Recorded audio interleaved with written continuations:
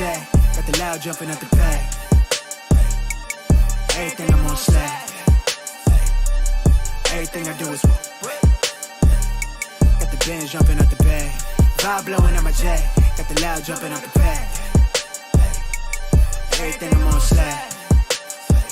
We've been with the Brazilians. This would be the first. They wild, I think. I'm innocent.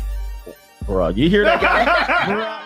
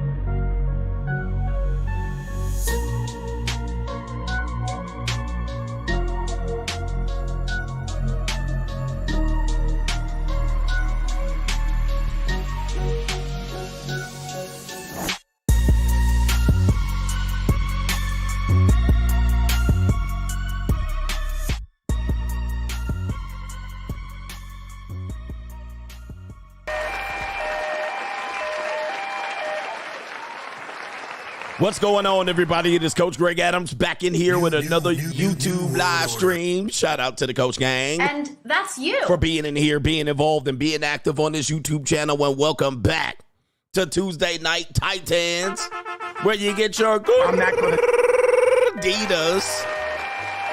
All right, just like you get your tacos. We got a great show for you today. We got the Trump Harris or Trump Imhoff, or I don't know how you want to call it, President 45, Orange Man Bad versus Kamala, or Kamala heels up Harris versus the man that almost got his neck shot off. You got a great show for you lined up today. We're going to cover the debate, the much anticipated debate between the two presidential candidates here in the United States of America. And we're going to do it live. We're going to do it live. We'll do it live. Indeed, we're going to do it live. We'll do it live. Do it live. I'll write it and we'll do it live. But you in here with the Bruce Wayne it is ish, the king of kings, the king of content, and the speaker of truth, yours truly, the notorious one, a.k.a. Mr. Coachellini, better known as the prognosticator, Coach Stradamus, and you're in the Desert Storm bunker with none other than EWF. That is every woman's fantasy in the whole fucking show. I'm the CEO Niggero of Fixes Binds LLC. I'm the unbinder, the undebatable, the undisputed best edutainment here on YouTube. You can call me Senor Gregorio Graybeard. The ladies love to call me Mr. Third Leg Greg. Also the man with no trabajo, the Mitch Slapper, the anointed one. Acknowledge me. Also the junior college sociologist, the founding father of the After Pill, the Morpheus of the Matey Matrix, the Chocolated Confucius, the Black Moses, the Deliverer, also known as the man that walks in the spirit of Elijah. I'm the man with more nicknames than anyone in the game, but in case you forget those names, just call me CGA, see God Allah, and I'll be the 12-time demonetized champion of YouTube. Hey, we got a great show, man. This should be a great show lined up for you today. I believe the debate officially starts somewhere around 5:45 or something like that. That's when the debate kicks off. So we got some time for some straggles. Okay, hold on for a second. We got time for Straggle and Sniggle Theater. We got time to have some fun before that, and we can discuss some issues before they discuss the issues and what is on deck in this election. What is at risk? What is at stake coming into this election? Now, if you guys don't know, I actually did an election 2020 preview, and I actually did debates with Donald Trump and Joe Biden. I actually did the 2020 election live. We did it live, and we watched them stop counting votes. All right, but I actually predicted that we would not know who the president was at the end of the day. At the beginning of the show, that was my main prediction, and CGA got it right. All right, he got it right. Although I didn't realize the fix was in. And I didn't realize Joe Biden was going to win in the end. I was like, we're not going to know. They're going to stop counting. And I actually got that prediction right. Yeah. All right, but we're going to figure out what policies each of these people stand on if we have time, because today we'll probably have time. Yeah, I got time, All right, so we'll do that in a bag of Chips Ahoy. But anyway, if you want to contribute to today's show, here's how you do it. $ the Notorious CGA on the Cash App, Venmo, Coach Greg Adams TV. PayPal is paypal.me/Coach Greg Adams. And that is near the top of the description box on the Free Agent Lifestyle channel. And you can super chat by clicking the link at the top of the live chat on the Free Agent Lifestyle channel. I don't have any monetization. Haven't for the past couple years. Okay. I got a hair curling up right here. Right here on my mustache. For you scrawny, low T, bird-chested ninjas that can't grow a beard or a mustache, you don't want to. All right, you look masculine and shit, and women like that abrasive scratch all over their face. But what happens is, especially if you're an African-American, Donald Trump, let him know. Look at my African-American over here. Look at him. Are you the greatest? You know what I'm talking about? All right, what'll happen is if you have curly hair, one rogue hair will flip up like this. And then when you talk, it'll tickle the bottom of your nose. Yeah. Like, you know, you got to trim those mustache hairs because it'll flip up. It'll be like this, but it'll be right there. And you'll be talking and it'll be tickling on your nostrils like, all right. But it'll do it right in the middle of my show, all right? I don't notice it until I start talking because I'm not talking before the show. I save all my talking for the show. All right, but, all right, so it's quite the annoying thing because you just be talking and it just be tickling you like this. You know what I mean? I just be like, the fucking hair. So if you see me doing this, I'm not getting the boogie. I'm just like this. You know what I mean? I'm trying to straighten that hair out. The rogue hair. He just sitting up there like, ninja, right here, I'm going to tickle your nose every time. It happens. But we got Gorditas, man. We got Gorditas. 100%. We got Gorditas for you. But look, let's not mess around. And if you guys are watching the preview of the show, if you're watching the debate right now, we're going to stream it from PBS. If you're watching it and they come out on the stage, let me know so I can start the show because I'm not watching it as you're watching it. Okay. All right. Shout out to you, brothers, man.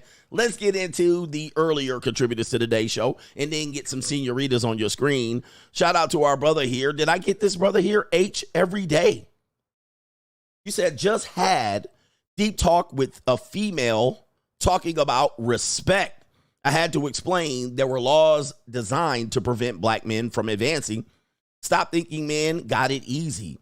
When you only look at white men as a metric, he says no one is giving a man a leg up if he cannot take care of himself first. This is true. You're absolutely right. I mean, we all do this. Even women do it when they're talking about the money men make. They're talking about white men. They ain't talking about ninjas, right? They certainly are talking about, and they're talking about Asian men either. Because they're like, well, they deserve it. They're smart in math. That's terrible. But everybody's talking about white men. And it's the Negro's dream here for white men to lose their country. Like, despite the fact that you're here, you're like, we want to lose because white people will lose. And I'm like, yeah, but you're losing too, Ninja. He's like, well, I'm already losing. Okay, all right, well. Shout out to our brother here. No government name. Men marry for love. Women marry for business. Shout out to the content thieves. CGA is the Nikola Tesla of content.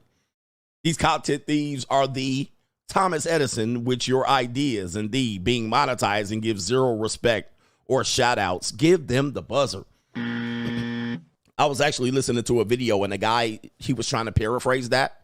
And he was like, oh, you know, these content creators in the red space has this phrase, but he didn't say my name, though.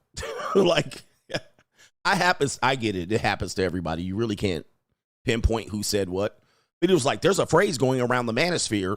Men are in love, women are in business. I don't remember who said it, but I was like, really, Ninja? Really? I mean, I get it, Ninja. I wish a nigga would. You don't know who said it, do you? All right. H every day, yo, coach, a YouTube video popped up saying, women discovers boyfriend, husband are on the down low. That old gag is that more victim projecting penis envy, or worn out vagina balk. And why girls always need to find out something about their man instead of handling their business first. Free agent lifestyle for life. Yeah, they need to do that. They need to do that. They need to find out something because, you know, they know something's wrong with them. So you got to find something wrong with someone else. All right. All right. All right, man. Yo. It's an evil world out here, brothers. It is an evil world. We still got some earlier contributors to today's show. We need to get them. And Maryland guy is probably in Maryland. And he has this to say. He says, I was listening. I was trying to listen to your morning stream at work, had my earbuds in, and this woman kept trying to talk to me about her stupid cat. I felt like saying, shut up. For real. Oh, whiskers. All right. White shoes. All right. Who cares about whiskers? All right. Nobody cares about whiskers. Oh, my cat whiskers. Do you want to see a picture? I don't want to see a picture of whiskers. Nope. Nobody cares about whiskers. All right. Anyway, why do they name them names like that? Whiskers. Shout out to James Davis says, please make coochie great again. Shout out to you shout out to you. I agree. Well, it already is good. And shout out to Joshua Moon says, do it live for the ninjas and incels, coach. Ooh, they got smacked up the other day. He says, at the second job right now, check them T levels, my ninja. Check the T levels. Somebody sent me a video saying testosterone levels are not that important. It doesn't make masculinity. I'm like, niggas are saying everything, bruh. Like, man, they will say anything. Y'all be like, well, it doesn't matter what your T levels are. It matters with where it bounces. You know, it's different. All right. It doesn't matter your T levels. I'm like, okay. All right, people are saying anything. This is crazy. But you know what time it is? It is Tuesday night. Gordita. Let's get some fine senoritas, fine feline calico on your screen because it's Tuesday and we deserve it. We deserve to get some big fine things on your screen. So let's go ahead and take you to the screen right there. And get that reggaeton on. Como está? All right. In this too. All right. Here we go right here. Let's go. Hey. ¿Qué pasa? ¿Qué onda? Yeah. ¿Dónde está? ¿De dónde eres? All right. What are we going right now? We got our Latinas in here. Let's go. But we got some slimmy chimichangas on here. Oh, yeah. Oh, that's not slim. Here we go.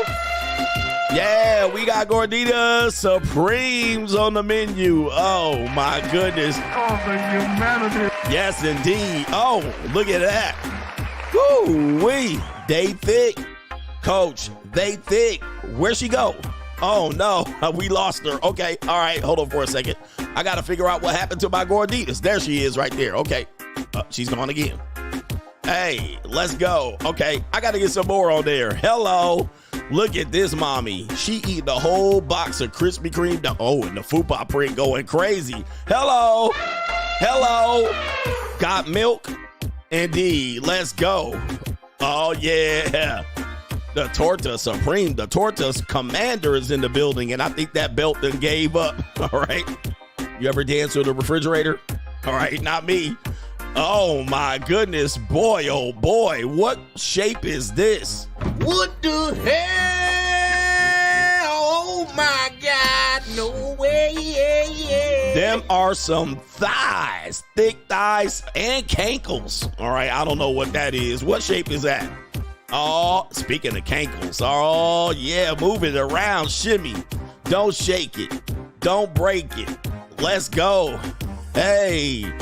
Oh, my goodness. What in the world? What the hell? Oh, my God. No, look at the ninja in the back. Look at the ninja in the back. Yeah, that brother's starving. Yeah, he's starving. He want to get them hands on them hips. Let's go. Okay, where are we at? We already got these already. Oh, my goodness. Look at this right here. Ooh. Oh, my goodness. That's thick right there. Okay. We got Slimmies, Chiquitas. Look at this Chiquita right here. Hello. Yeah, that brother's starving. Oh, my goodness. Okay. All right. Don't hurt nobody with all that. Don't hurt nobody with that little body right there. Oh, no. Okay. Here we go. Oh, the humanity. We got the Chiquita girls in the building. Yes, indeed. Oh, man. Okay, some of y'all ninjas don't know what this is about right there. Okay. Oh, yeah, we already had her up. Oh, my goodness. What is the world is this right here? Wow. Oh, my goodness.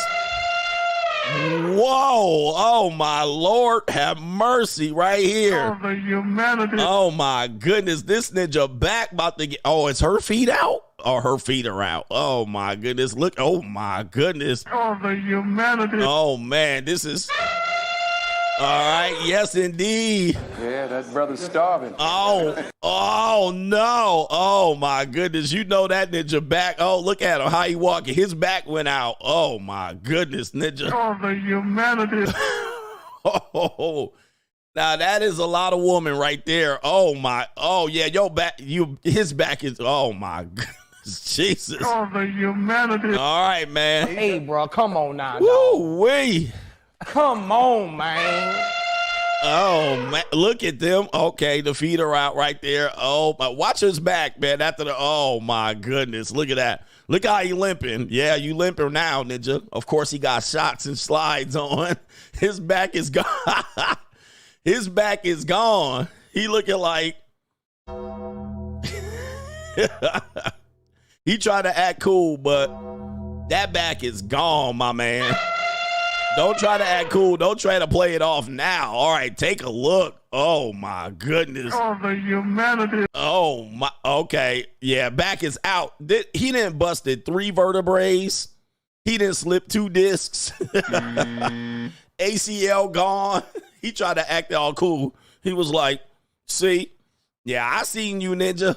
Herniated disc. He didn't slap the L4, the C4, the L7. And he herniated a disc. Yes, he did. Yes, he did. Jesus. Oh, man, be careful out there with your gorditas on your Tuesday. Don't get too excited, ninja. You know, you can't be going in and starving. They're not chiquitas. They're gorditas. All right? And you can't just be throwing them around the room like that. All right? I know she might like it. You know, she's like a kid. She was like, I like to be thrown around. All right? But, yeah. All right? Sounds nice on paper. All right, but you got to remember who you are. Remember who you are. All right, let me go ahead and change my browser up. We got main event coming up here in about 20 minutes. So we're going to go ahead and check up on some other super chats. He said, how they get so fat? Well, we accept it. That's Are you why. tired of looking whack? Do you want to look cool? Are you tired of people being in your business? All right, that's our sound effect. All right, but no, yeah. That's why. Because ninjas penetrated. Not ninjas. I mean men. Men penetrate them. They stay getting fat. All right. Men don't penetrate them. They lose weight. Shout out to our brother here. Shout out to Anthony D91 CGA. I don't need to be a passport bro anymore. Cartagena 2022. Colombia, Venezuela, and Argentinian pros have made their way to the DFW. In Texas. Trick Daddy in the building, man. Yes, indeed. Get him, Daddy. And pay a little extra. Yeah, you pay a little extra. You know, they're going to charge you, get close to American dollars. But yes, the border is wide open. So they're coming here. All right. Apparently, the Haitians are going crazy because remember that one guy? What was his name? Kool-Aid? His name was Kool-Aid or something like that. He supposedly took over Haiti. But apparently, them Haiti ninjas got up out of there. And they're somewhere in Columbus, Ohio. And they're supposedly grabbing ducks out of the pond, snapping their necks, cutting their necks off, and taking them. They actually had a video of a guy taking a seagull. All right, let me see if we can do this, man. This border is a very, very big issue. We're going to figure out what these issues are. Do these issues matter to you? The current administration is in the building right now. Okay, I thought I saved it. I didn't save it? Oh, man, that's sad. Oh, I can't show you what's on this video right now. Okay, it's on Twitter. Oh, barbecue. That's who it was. It was barbecue. It's barbecue in there. All right, it was barbecue. Barbecue was in Haiti, completely melted down. Apparently, all the Haitians are leaving, coming to America. All right, and apparently the Haitians are taking over neighborhoods. And the administration that is currently in, the Harris-Biden administration, They gave these Haitians money. They wanted to protect them. And now they're over there overrunning neighborhoods and stealing ducks. But barbecue, that's who it was. It's barbecue in there. All right, barbecue. Is they still running shit, or did he get taken down? I'm not sure. But a Ko-Fi supporter hit us with a co-sponsorship. Ring it 2 times. I'm rich. Indeed. Shout out to you, Ko-Fi supporter. You didn't say your name. I'm rich. All right, but we acknowledged you for that double, that co-sponsor. Acknowledge me. Yes, indeed, I acknowledge you. It's Springfield, Ohio is where they're having the issue. Springfield, Ohio, if you guys haven't heard, because you guys don't watch the news, so I am your trusted news source. I appreciate you for watching me. Let me see if I can pull up the Springfield, Ohio. They're saying Haitians are taking ducks out of the pond here. Let me see. Is this? I think it's like kind of odd that like a guy like me has to come out from doing what I do on a daily basis to have fun, because I see what's going on in these streets, and I see you guys just sitting up there in them comfy chairs and suits, and like, and I'm getting out here every day, and I'm broadcasting this, and you guys are just sitting up there in suits or something. Like, I really challenge you guys to get out here and do something. These Haitians are running into trash cans. They're running into buildings. They're running into, they flipping cars in the middle of the street. And I don't know how, like, y'all can be comfortable with this. Like, I don't know, like, who's getting paid from it. I honestly feel like someone's getting paid from it in the background. You got a bunch of people on a bus getting dropped off at a gas station to come down here. I know a single mom that FaceTimed me this morning at the welfare office that really need something. And it's nothing but immigrants over there. And I don't even want to like seem like I'm coming down on the immigrants, because it's the people that's bringing them down here. Because wherever they're at, that's what they're used to, bro.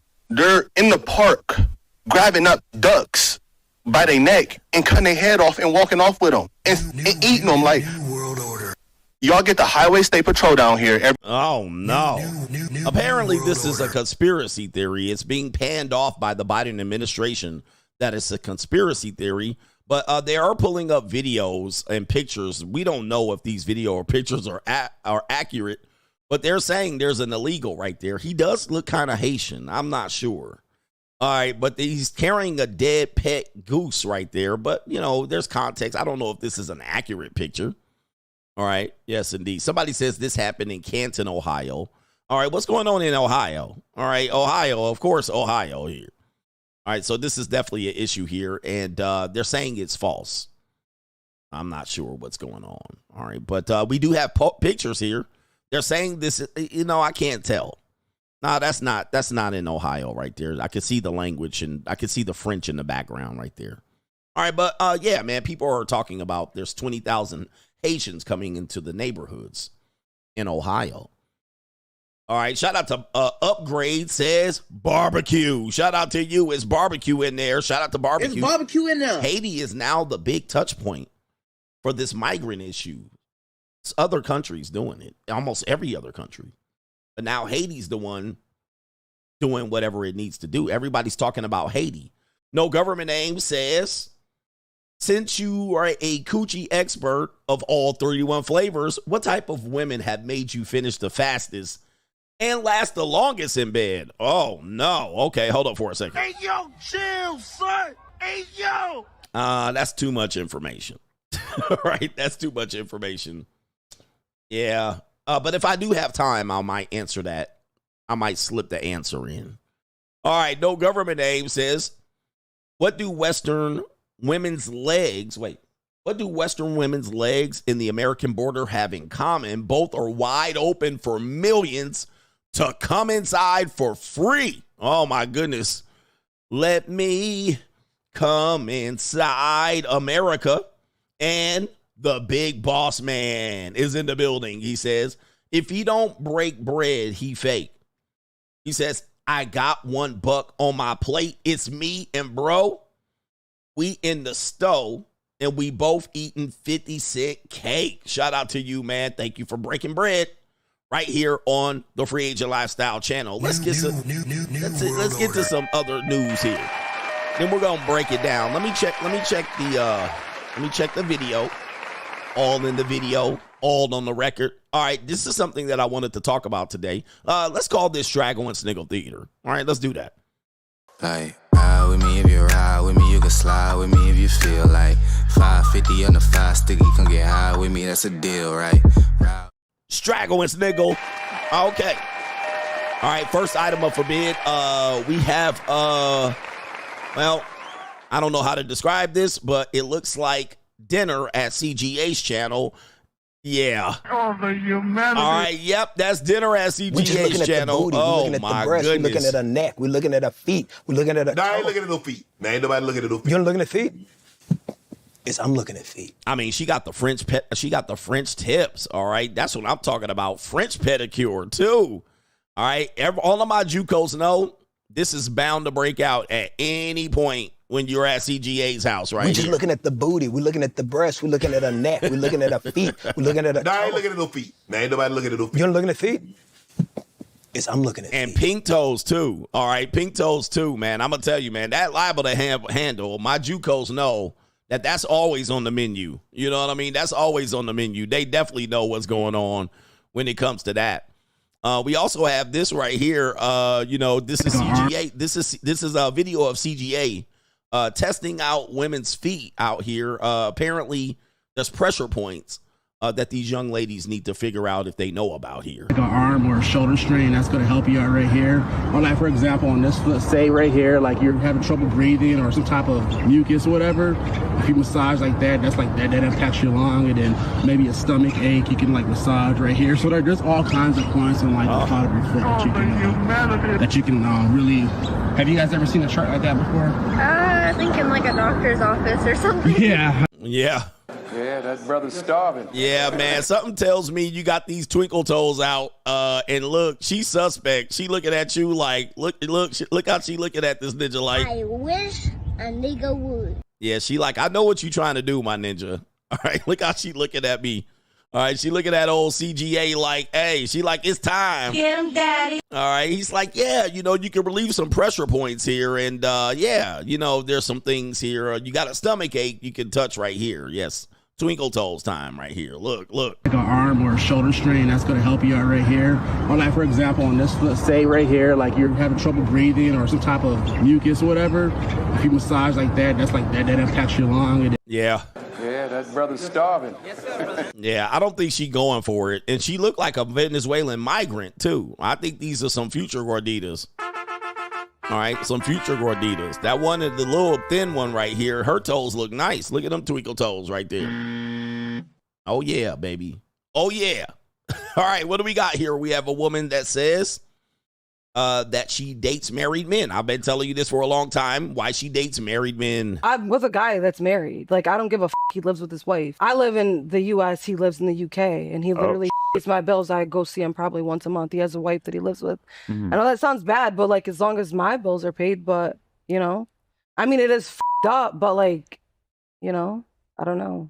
He's like, I don't know. But I don't know. As long as I'm taken care of, like, I feel like men cheat all the time anyways. They're going to find a way to cheat. So as long as you tell me and you're honest with me, then I don't really mind, as long as you're honest. And as long as you're honest and you pay some rent. Your rent's due, motherfucker. And she got a soggy backside right there. And then just that's clappable right there. And then just say, she like, hey, men gonna cheat anyway.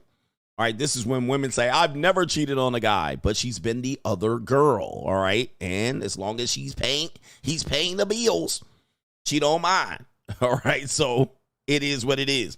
Oh, we got simp intervention. This is why I feel like after 7 years trying to help men, and you've watched me, never gave me a dime, but shout out to the people who have supported me in various ways.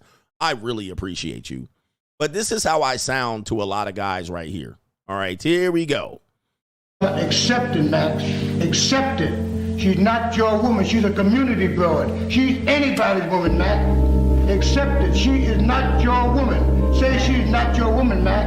She is not yours. She is any man that can have her, Mac. She is not yours. Accept the fact, Mac. You don't have a woman. You got to help yourself, Max. You got to help yourself. Help yourself, Max. Start helping yourself, Max. Help yourself, Max. Start helping yourself, Max. Help yourself, Max. Start helping yourself, Max. Help yourself, Max. Help yourself, Max. You're gonna split, Max.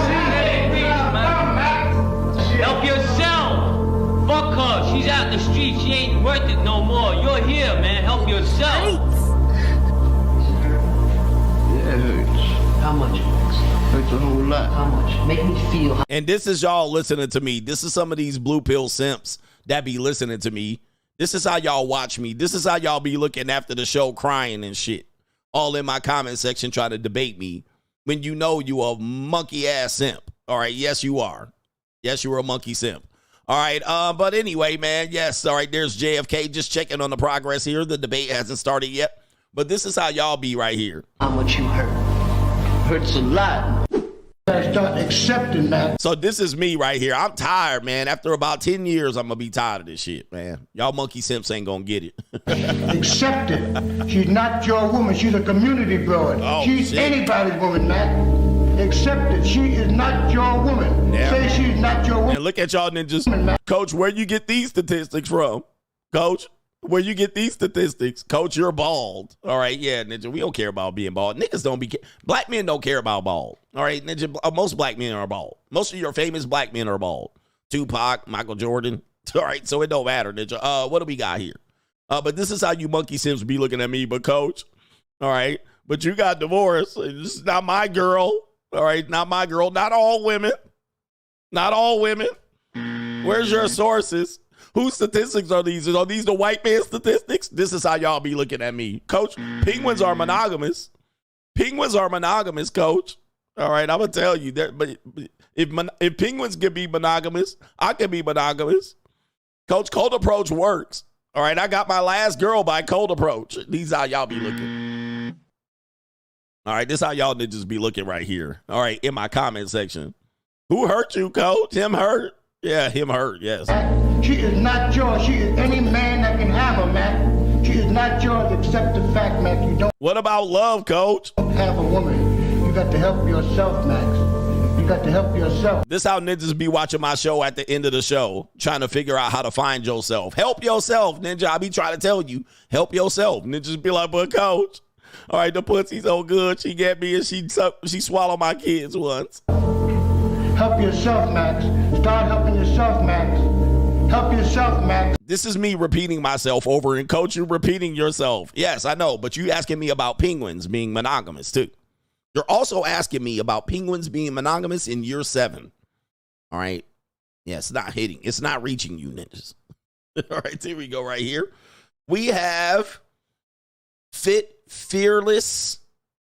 I think I call him FitX. Shout out to FitX. We got FitxFearless making a CGA show. He's one of the guys that's been in this space for the young men. The young men watch him. He's at the top. Well, the guy at the bottom, why is this ninja got his shirt off? Hey, yo, chill, son. Hey, Nah, yo. don't come on my stream with your shirt off, my ninja. All right, but this guy at the bottom has a story. Let's listen to it. What happened? Basically, at the start, I got with this one girl. Yeah, next thing I know, a couple of days later, I found out my whole friend group has been with her. Just mashed her out. The team ran through her. When I tell you the team, I mean about 15, 16 people. 15 dudes, you know, f***ed her? Bro, and guess what? It was the first 3 days of freshers, so that means we were in university for only 3 days. So she'd been with 16 guys in 3 days. What the fuck? Hold up, bro. Hold up. That's a little too fast. So you guys came to university. Yeah. And 15 of your homies smashed her in the first 3 days. In the first 3 days, she got finished.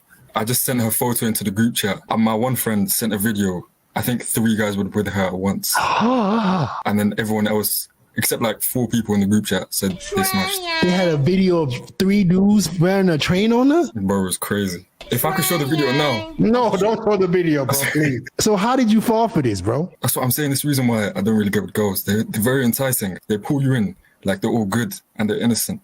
But then when you actually send in the picture and do a little bit of a check on them. Listen, I'm glad you experienced that, right? Because you probably were talking to her and you didn't realize she was that kind of girl. So don't let that event traumatize you to where you don't trust girls moving forward. You got to be a little bit more selective with the girls. 100%. I agree now. Did you smash her at least? Like twice. Please tell me you f***ed her with a condom, bro.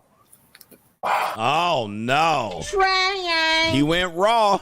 Hey, man, what I'll tell y'all ninjas, man, CGA got the pulse on the street. I got the pulse on the street. I know what's going on here. He hit it raw. So most of y'all ninjas going to hit raw. I'm going to just let y'all know. I don't care if y'all wear a condom every time. The data tells us this is not true. All right, this is not going to be true. All right, so he smashed it raw. By the way, I've worked at several universities, and I'm going to tell you, there's been some girls that as soon as they get to campus, they go ham. And these are normally girls, hear me out, I'm going to test the theory. The girls that normally do this are the girls that have the strongest, most present father. A strong father.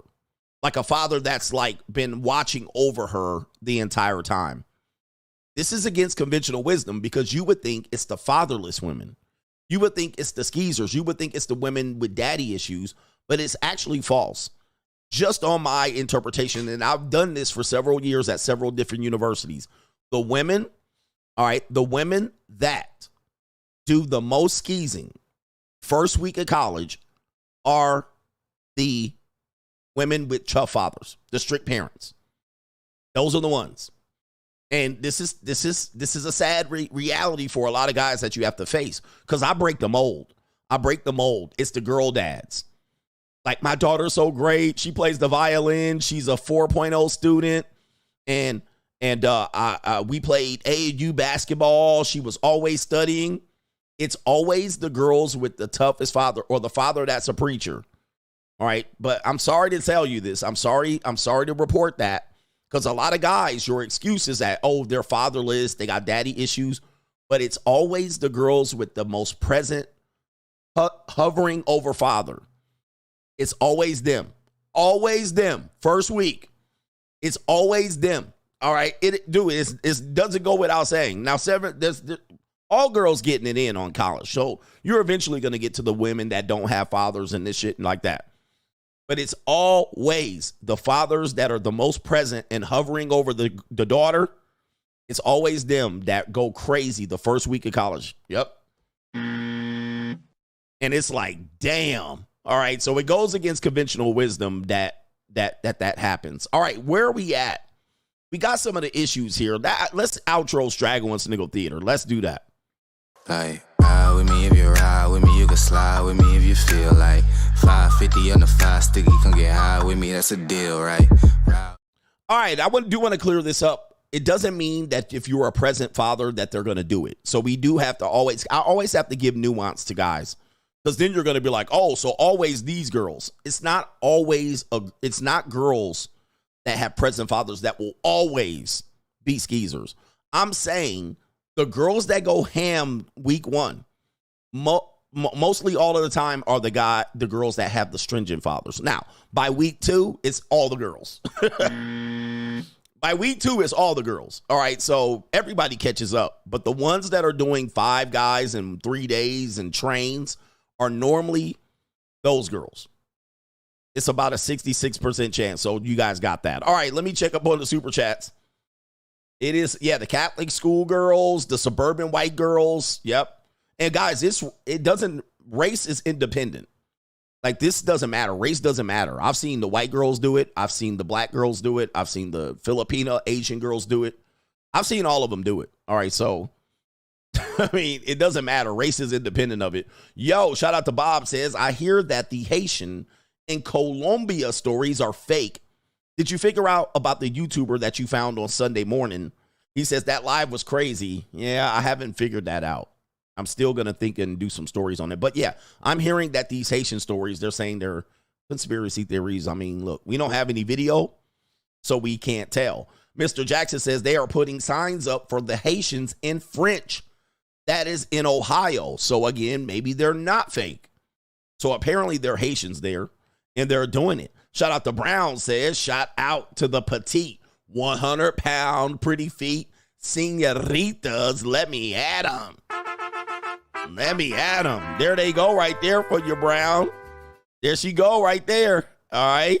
Yes, indeed. There she goes right there. That's what I'm talking about. Mamacita. So glad to meet you. Shout out to our brother here. Jaggy says, get the popcorn ready for the clown show. I'm anticipating quite a clown show. All right. Donald Trump already by himself is probably considered a clown show because nobody believes a word he says. All right. And he's not going to say anything new. I don't anticipate him saying anything new tonight. He really has his talking points and he sticks to them. And my best bet is Kamala Harris is trying to get him riled up. So it's going to be a shit show just with these two people together. Now, Kamala Harris is a clown show just by herself. Oh, I got a funny clip. I do have a funny clip that we need to do, and I'll prep this up because I know that the debate here is going to get started here very soon. Let me see if I can share this clip. Oh, my goodness. I seen something on my gram. Let me see if I can share this clip. This is from a private account, so I might not be able to share it. But let's see. Let me copy the link. Let me send it over there, the link to the live chat. Okay, we do have it. All right, so here we go. Let's prime it up.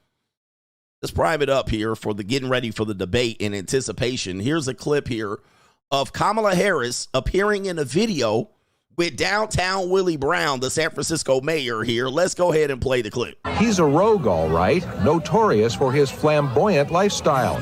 Flashy clothes, fancy parties, fine women, and fast cars. You should from now on.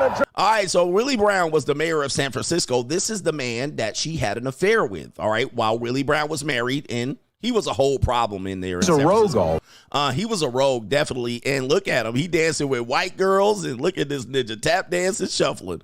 All right, but did you see the woman they asked Kamala Harris, was that your daughter? And he like him white, bright, almost light. All right, yes, he did. And there he is right there. But there's the clip.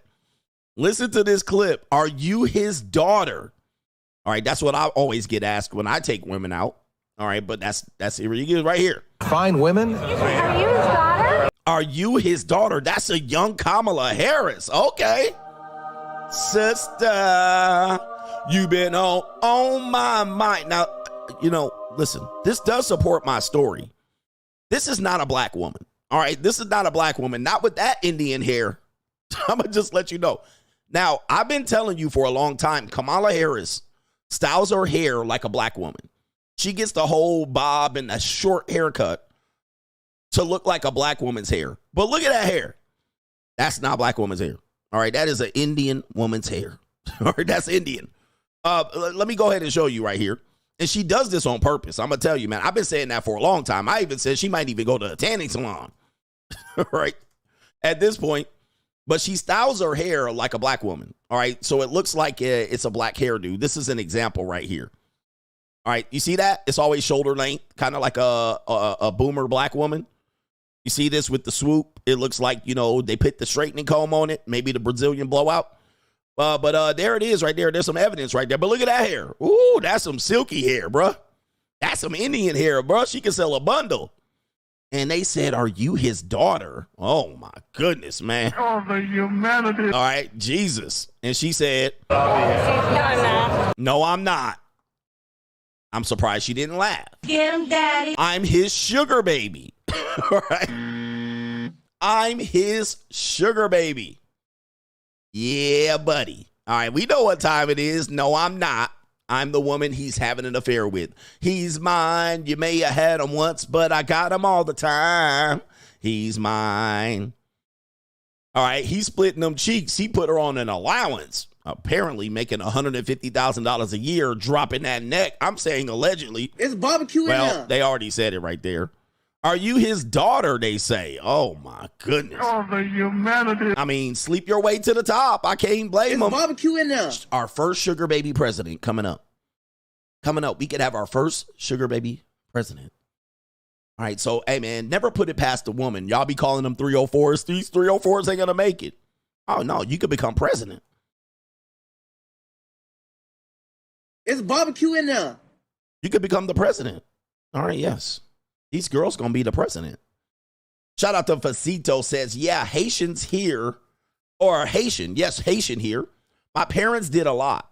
When I was a kid in early Miami in the 2000 days, slit the neck, let them flap in the sack, then pluck them feathers. Yeah, they ain't lying. We having power outages in Georgia. Can't watch the debate properly. Oh, new world order. That's by plan. That's a plan. All right, shout out to you, brother, man. So that's a Haitian brother giving us a report on how to pluck a duck.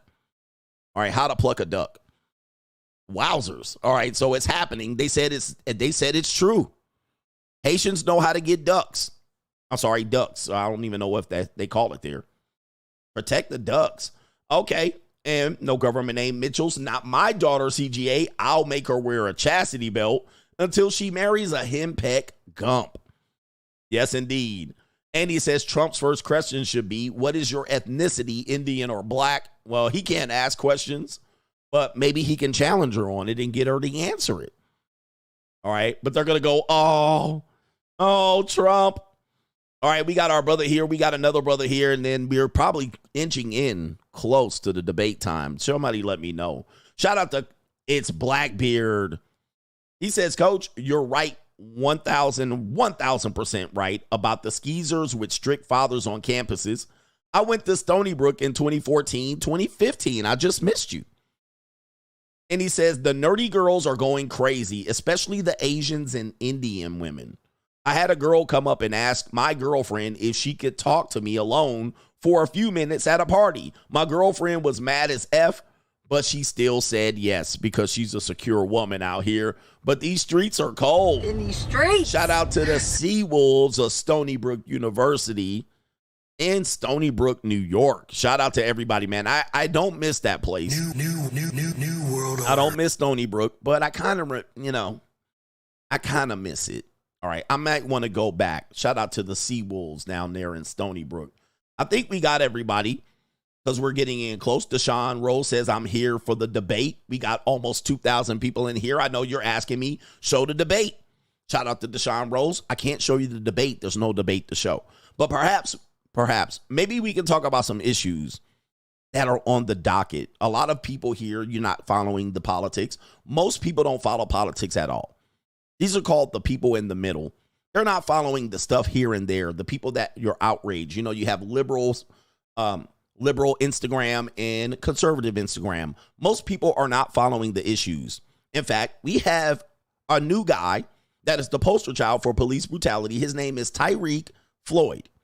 Saint Tyreek Floyd. He is now the poster child for police brutality.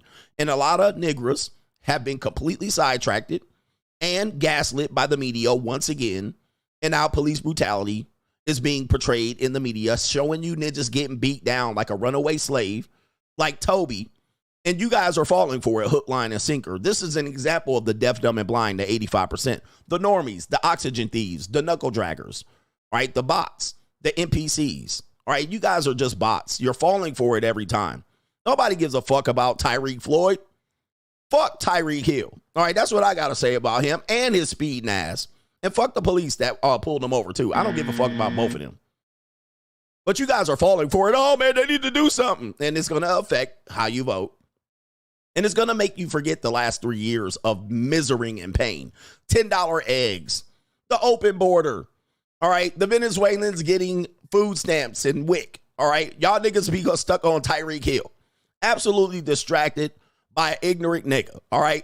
And that's who he is. He's a piece of shit individual. All right, so whatever happens to him, I don't give a fuck about Tyreek Hill. And he's the new George Floyd. All right, I don't give a fuck about him. All right, so that's that. I'm not distracted by him. So don't get distracted by him. But if you want to get distracted by him, go ahead. All right. He's the ninja sacrifice. They probably tried to likely to kill that ninja on the side of the road. All right, but anyway. All right, just to make an example of you to put you niggers in your place. All right, but we need to fire the police. We need to march. And y'all ninjas going to be marching right to the election poll for the Democrats. And now $20 eggs and more Venezuelans. All right. Just like that. All right. Just like that. All right. But if you are new watching me, you're getting the realest of the real spill, the realest commentary on YouTube. You got Rent going crazy.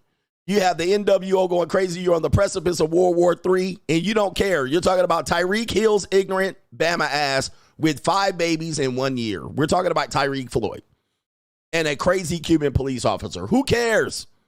Who cares about them? These people are morons. They're idiots. I don't care about either one of them. All right? And I'm never going to be that nigga running down here 90 miles an hour in the construction zone, acting innocent. Who cares? But only oxygen thieves care. Meanwhile, Haitians are plucking ducks out of the pond, allegedly. Right? The border's wide open. 25 million people coming across the border. All right, you guys are worried about Tyreek Hill. Who cares? The ninja could have paid the ticket. Why didn't he open the door? Pay the ticket. All right, here, ticket. I'm out of here. Nope. He had to make a scene because he's a Bama. He had to make a scene because he's a Bama. All right, but hey, it is what it is. But what are the issues? What are the real issues? Well, we're going to look them up. First of all, Donald Trump has been accused of being a white supremacist, but that's neither here nor there. We know he wants to be strong on the border. Related to Kamala Harris, she was the border czar during the open border. Although she denied it, we actually showed you proof yesterday. She was indeed the border czar, and she had these intelligent words about the border. Do not come. Do not come. I'm going to come. And you have that issue. Somebody said, don't hit my window like that. Don't speed through a construction zone. You might kill someone. Henry Ruggs. All right. You might kill someone going through a construction zone 90 miles an hour. You ignorant idiot. Probably shouldn't do that. You wouldn't get your window hit. Okay, but that's neither here nor there. Kamala Harris, the border czar, told everybody to not come. And everybody came. And Donald Trump came. All right, but that's neither here nor there. Right? That's neither here nor there. That is the polarizing issue here. Then we got the economy. The economy has been sacked. It has been ransacked. By the way, just to let you guys know, we're not going back. All right, these are the new prices. These are the new prices. Okay, so the new prices, there's no old prices. I know you guys want to go back to a time where 2019, you could afford rent and eggs and all of these things.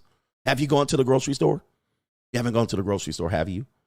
There is a lot of money that you spend for several items. You can spend over $100 for 16 items, maybe 10 items, $100. The economy's going crazy. Here's the deal. I don't care if Trump gets in or Harris gets in. We're not going back to 2019. We're not going back to 2019. These are the prices, and I warned you about this in the 2019, that these are the new prices. All right, we're not going back to a normal. This is it. All right. Now, can it get worse? Yes. It can get worse. And one of these candidates are going to make it worse for you. All right. So that's neither here nor there. One candidate, depending on who you're voting for, is going to make it far worse than the other one will, which could possibly tame it a little bit, but it's getting worse. And really what's happening is you've been sold out. I mean, just new world order. You've been sold out. We've gone global, and a lot of our money is going to places that we cannot determine where they're going. So that's the reality of it. All right. So you can vote for one party. They're going to send billions of dollars to not you. You're going to vote for the other party, and they're going to send millions of dollars to not you. All right. So, and that's you. So we're in a decline. We're in a steep decline. And I've been saying to you for years, it's going to be a 10-year decline.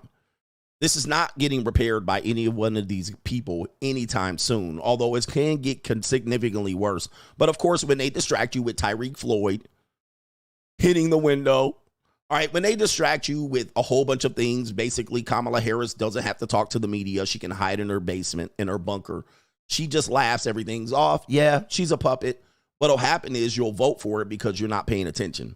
Middle people don't pay attention until right up to weeks before the election. This is why they're holding the debate now. We have about 8 weeks until the election. This is when people start paying attention. All right, most people have been paying attention since day one, since January 6th. Some people have been paying attention for a long time. But the economy is the second issue. Now, last election, the student loan was the number one issue. Student loan was the number one issue. In this election, yeah, the economy is the issue. Also, the border is the issue. But guess what's also the issue? Early termination of pregnancy. All right, the baby killers. All right, as we know, they say Kamala Harris is for federal protection for you to be able to get early termination of pregnancies in any state that you want. Well, Donald Trump is not against early terminations of pregnancy. He is against the federal protection for it. He wants the states to be able to decide, and that's what the Supreme Court decided. But in reality, let me tell you this. Kamala Harris can't get it done. Whatever she's saying she's going to do for early termination of pregnancy and women's rights, she cannot do. So I wouldn't fall for it. But again, I'm not an oxygen thief like you. If you're falling for that, you're an idiot. All right. Just like you fell for the student loan debt, you were going to get it wiped out. I told you were an idiot for falling for that. But of course, people fell for it. I can't help that. Kamala Harris cannot do anything about early termination of pregnancy, Roe v. Wade. She can't do anything. All right, so she already had the issue with the Supreme Court. She cannot override that. She cannot win that issue. She won't have the House and the Senate to be able to knock it back over there. So it's a lost cause for her. Now, she might be able to move the chain along for the next Democrat to maybe do it, and maybe after about 30 years when the Supreme Court is flipped or they pack the Supreme Court, maybe. But the only way they can win is if they do things that are ridiculous, like get rid of the Electoral College. Pack the Supreme Court. All right. Do things like, give them veto power, remove the checks and balances. All right. Do things absolutely that are impossible for them to be able to get it done. The Democrats are really desperate now. That's how they got her in, out of desperation. They basically put her in there illegally, not in the democratic way. No voting, no anything. So they got her in there. That's desperation. That's a sign that they're desperate. Now, I thought they were desperate in 2020, meaning that if they didn't win 2020, they would never win again. That was my prediction.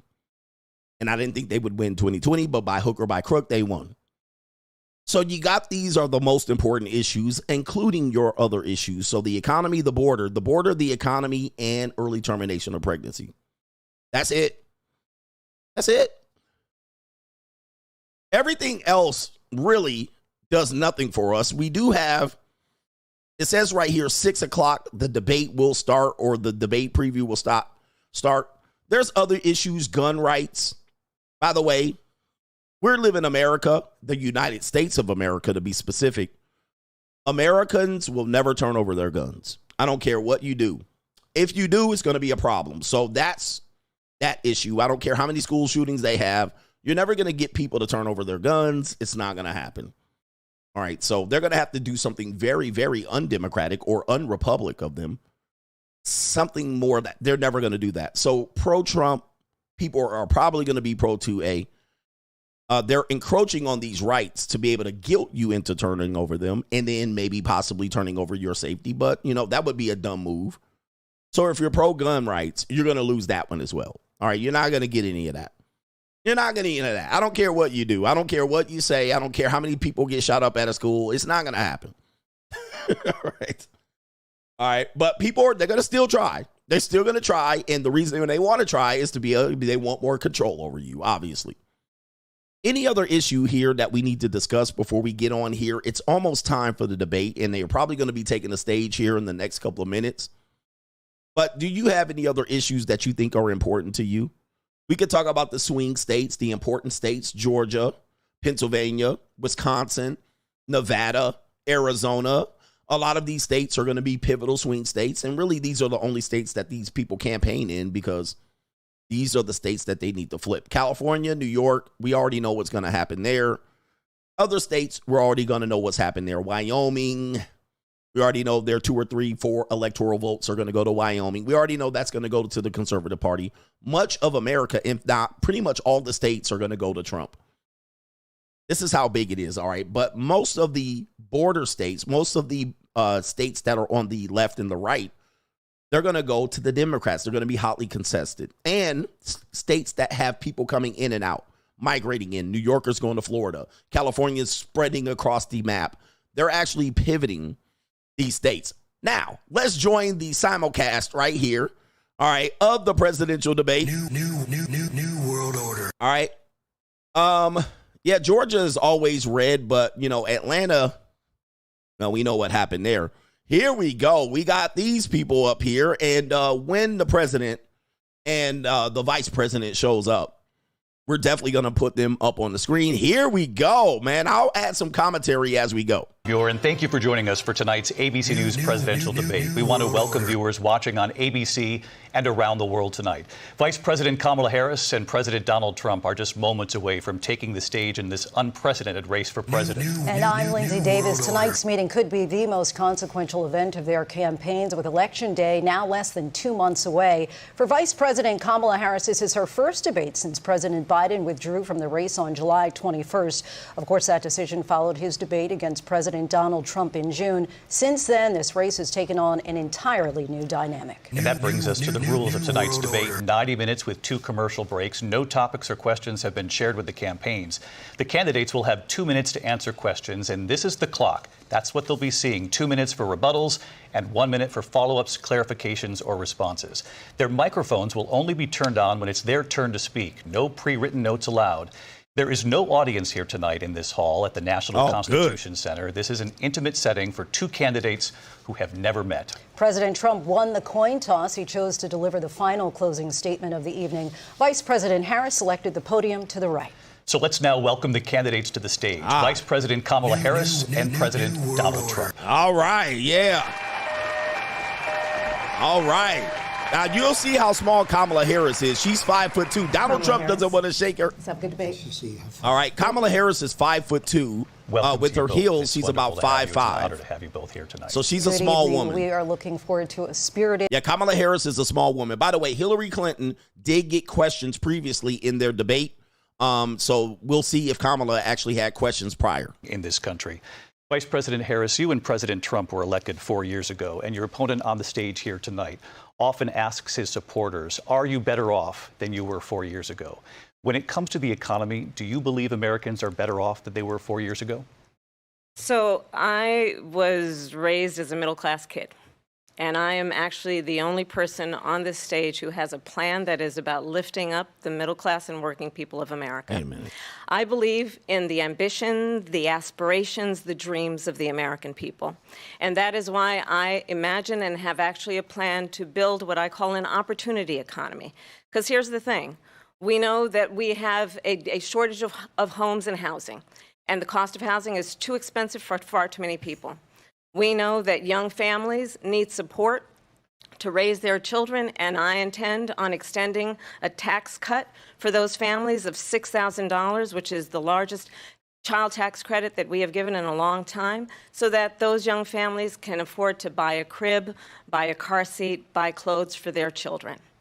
My passion, one of them, is small businesses. My mother raised my sister. All right, she ain't answering the question right now, but let's continue here. Small businesses. My plan is to give a $50,000 tax deduction to start up small businesses, knowing they are part of the backbone of America's economy. My opponent, on the other hand, his plan is to do what he has done before. What? Which is to provide a tax cut for billionaires and big corporations, which will result in $5 trillion to America's deficit.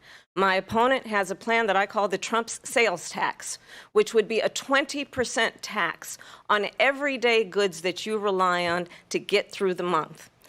Economists have said that Trump sales tax would actually result for middle-class families in about $4,000 more a year because of his policies and his ideas about what should be the backs of middle-class people paying for tax cuts for billionaires. By the way, she doesn't sound very presidential. She's nervous. She's gulping. Terrible. Sales tax, that's an incorrect statement. She knows that.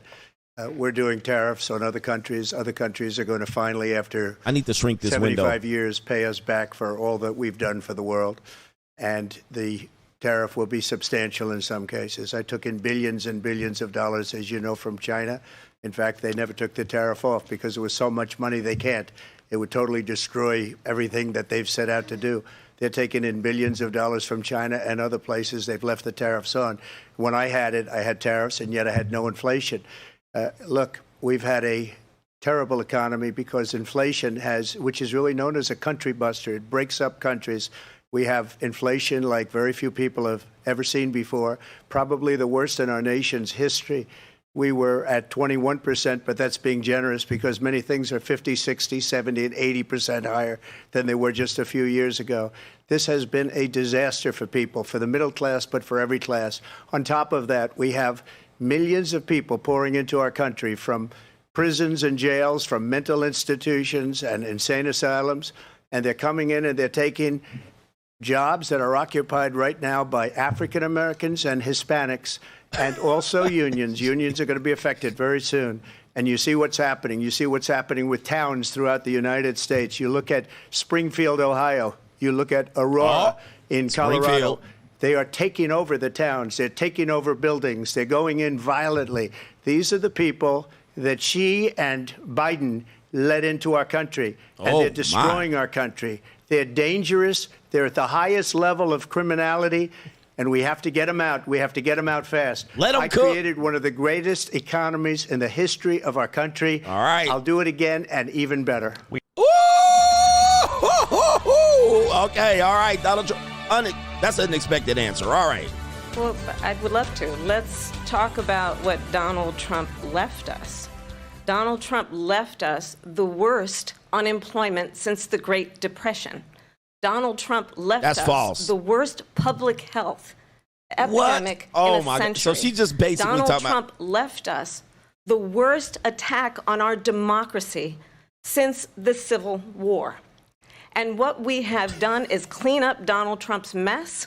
What we have done and what I intend to do is build on what we know are the aspirations and the hopes of the American people. But I'm going to tell you all in this debate tonight, you're going to hear from the same old tired playbook. Yeah, okay. A bunch of lies, grievances, and name-calling. What you're going to hear tonight Don't worry about all that. is a detailed and dangerous plan called Project 2025 that the former president intends on implementing if he were elected. Oh, these are lies. She's lying. lying. I believe very strongly that the American people want a president who understands the importance of bringing us together, knowing we have so much more in common than what separates us. And I pledge to you to be a president for all Americans. Everything she said was a lie, by the way, except for maybe the January 6th, but let's continue. She knows better than anyone. I have nothing to do with Project 2025. That's out there. I haven't read it. I don't want to read it purposely. I'm not going to read it. This was a group of people that got together. They came up with some ideas. This is true. I guess some good, some bad. But it makes no difference. I have nothing to do. Everybody knows I'm an open book. Everybody knows what I'm going to do. Cut taxes very substantially and create a great economy like I did before. We had the greatest economy. We got hit with a pandemic. And the pandemic was not since 1917, where 100 million people died, has there been anything like it. We did a phenomenal job with the pandemic. We handed them over a country where the economy and where the stock market was higher than it was before the pandemic came in. That's a fact. Nobody's ever seen anything like it. We made ventilators for the entire world. We got gowns, we got masks, we did things that nobody thought possible. And people give me credit for rebuilding the military. They give me credit for a lot of things, but not enough credit for the great job we did with the pandemic. But the only jobs they got were bounce back jobs. These were jobs bounce back, and it bounced back and it went to their benefit. Correct. But I was the one that created them. They know it, and so does everybody That's else. a fact. Vice President Harris, That's a fact. So Donald Trump has no plan for you. And when you look at his economic plan, it's all about tax breaks for the richest people. I am offering what I describe as an opportunity economy, and the best economists in our country, if not the world, have reviewed our relative plans for the future of America. What Goldman Sachs has said is that Donald Trump's plan would make the economy worse, mine would strengthen the economy. What the Wharton School has said is Donald Trump's plan would actually explode the deficit. She nervous as hell. Have described his economic plan as something that would increase inflation and by the middle of next year would invite a recession. You just have to look at where we are and where we stand on the issues. And I'd invite you to know that Donald Trump actually has no plan for you because he is more interested in defending himself than he is in looking out for you. Just a soundbite. That to say. Your microphone is off. I went to the Wharton School of Finance, and many of those professors, the top professors, think my plan is a brilliant plan. It's a great plan. It's a plan that's going to bring up our worth, our value as a country. It's going to make people want to be able to go and work and create jobs and create a lot of good, solid money for our country. And just to finish off, she doesn't have a plan. She copied Biden's plan, and it's like 4 sentences. Like run, spot, run. 4 sentences that are just, we'll try and lower taxes. Right. She doesn't have a plan. Take a look at her plan. Nothing. She doesn't have a plan. Zero. Mr. President, I do want to drill down on something you both brought up. The Vice President brought up. By the way, the recession issue, we've been in recession several times during their Biden-Harris. So what is the problem with him going into another recession? Let's continue. Foreign imports across the board. You recently said that you might double your plan, imposing tariffs up to 20% on goods coming into this country. As you know, many economists say that with tariffs at that level, costs are then passed on to the consumer. Vice President Harris has argued it'll mean higher prices on gas, food, clothing, medication, arguing it costs the typical family nearly $4,000 a year. Do you believe Americans can afford higher prices because of tariffs? They're not going to have higher prices. What's going to have and who's going to have higher prices is China and all of the countries that have been ripping us off for years. I was the only president ever. China was paying us hundreds of billions of dollars, and so were other countries. And, you know, if she doesn't like them, they should have gone out and they should have immediately cut the tariffs. But those tariffs are there 3.5 years now under their administration. True. We are going to take in billions of dollars, hundreds of billions of dollars. I had no inflation, virtually no inflation. They had the highest inflation perhaps in the history of our country because I've never seen a worse period of time. People can't go out and buy cereal or bacon or eggs or anything else.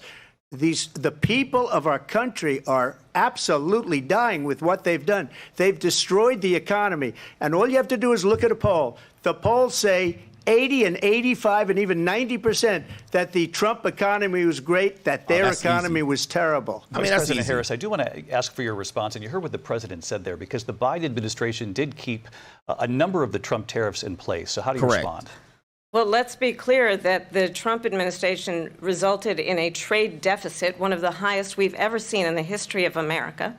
He invited trade wars. I don't know about that. You want to talk about his deal with China? What he ended up doing is under Donald Trump's presidency, he ended up selling American chips to China to help them improve and modernize their military, basically sold us out, when a policy about China should be in making sure the United States of America wins the competition for the 21st century, which means focusing on the details of what that requires. By the way, all you would have to pull up is Afghanistan and Ukraine to defeat any of these talking points, and it's moot. Let's continue. We win the race on AI, on quantum computing, focusing on what we need to do to support America's workforce so that we don't end up having on the short end of the stick in terms of workers' rights. But what Donald Trump did, let's talk about this, with COVID, is he actually thanked President Xi for what he did during COVID. Look at his tweet. Thank you, President Xi, exclamation point, when we know that Xi was responsible for lacking and not giving us transparency about the origins of COVID. President Trump, I'll let you respond. First of all, they bought their chips from Taiwan. We hardly make chips anymore because of philosophies like they have and policies like they have. I don't say her because she has no policy. Everything that she believed 3 years ago and 4 years ago is out the window. She's going to my philosophy now. In fact, I was going to send her a MAGA hat. She's gone to my philosophy. But if she ever got elected, she'd change it. And it will be the end of our country. She's a Marxist. Everybody knows she's a Marxist. Everybody knows that. Her father's a Marxist professor in economics, and he taught her well. But when you look at what she's done to our country, and when you look at these millions and millions of people that are pouring into our country monthly, where it's, I believe, 21 million people, not the 15 that people say, and I think it's a lot higher than the 21, that's bigger than New York State pouring in. And just look at what they're doing to our country. They're criminals. Many of these people coming in are criminals. And that's bad for our economy, too. You know, you mentioned before, we'll talk about immigration later. Well, bad immigration is the worst thing that can happen to our economy. They have, and she has, destroyed our country with policy that's insane. Almost policy that you'd say they have to hate our country. President Trump, thank you. Lindsay? I want to turn to the issue of abortion. President Trump, you often touted that you were able to kill Roe v. Wade. Last year, you said that you were proud to be the most pro-life president in American history. Then last month, you said that your administration would be great for women and their reproductive rights. In your home state of Florida, you surprised many with regard to your 6-week abortion ban because you initially had said that it was too short. And you said, quote, I'm going to be voting that we need more than 6 weeks. But then the very next day, you reversed course and said you would vote to support the 6-week ban. Vice President Harris says that women shouldn't trust you on the issue of abortion because you've changed your position so many times. Therefore, why should they trust you? Well, the reason I'm doing that vote is because the plan is, as you know, the vote is, they have abortion in the 9th month. They even have, and you can look at the governor of West Virginia, the previous governor of West Virginia, not the current governor, who's doing an excellent job, but the governor before, he said the baby will be born and we will decide what to do with the baby. In other words, we'll execute the baby. And that's why I did that, because that predominates, because they're radical. The Democrats are radical in that. And her vice presidential pick, which I think was a horrible pick, by the way, for our country, because he is really out of it. But her vice presidential pick says abortion in the 9th month is absolutely fine. He also says execution after birth. It's execution, no longer abortion, because the baby is born, is okay. And that's not okay with me, hence the vote. But what I did is something I wish I could pause this 52 years they've been trying to get Roe v. Wade into the states.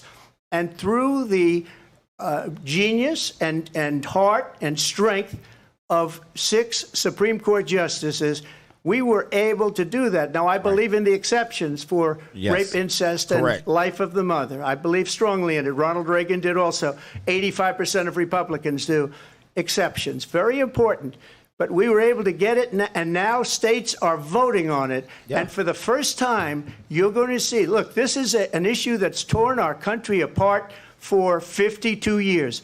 Every legal scholar, every Democrat, every Republican, liberal, conservative, they all wanted this issue to be brought back to the states where the people could vote.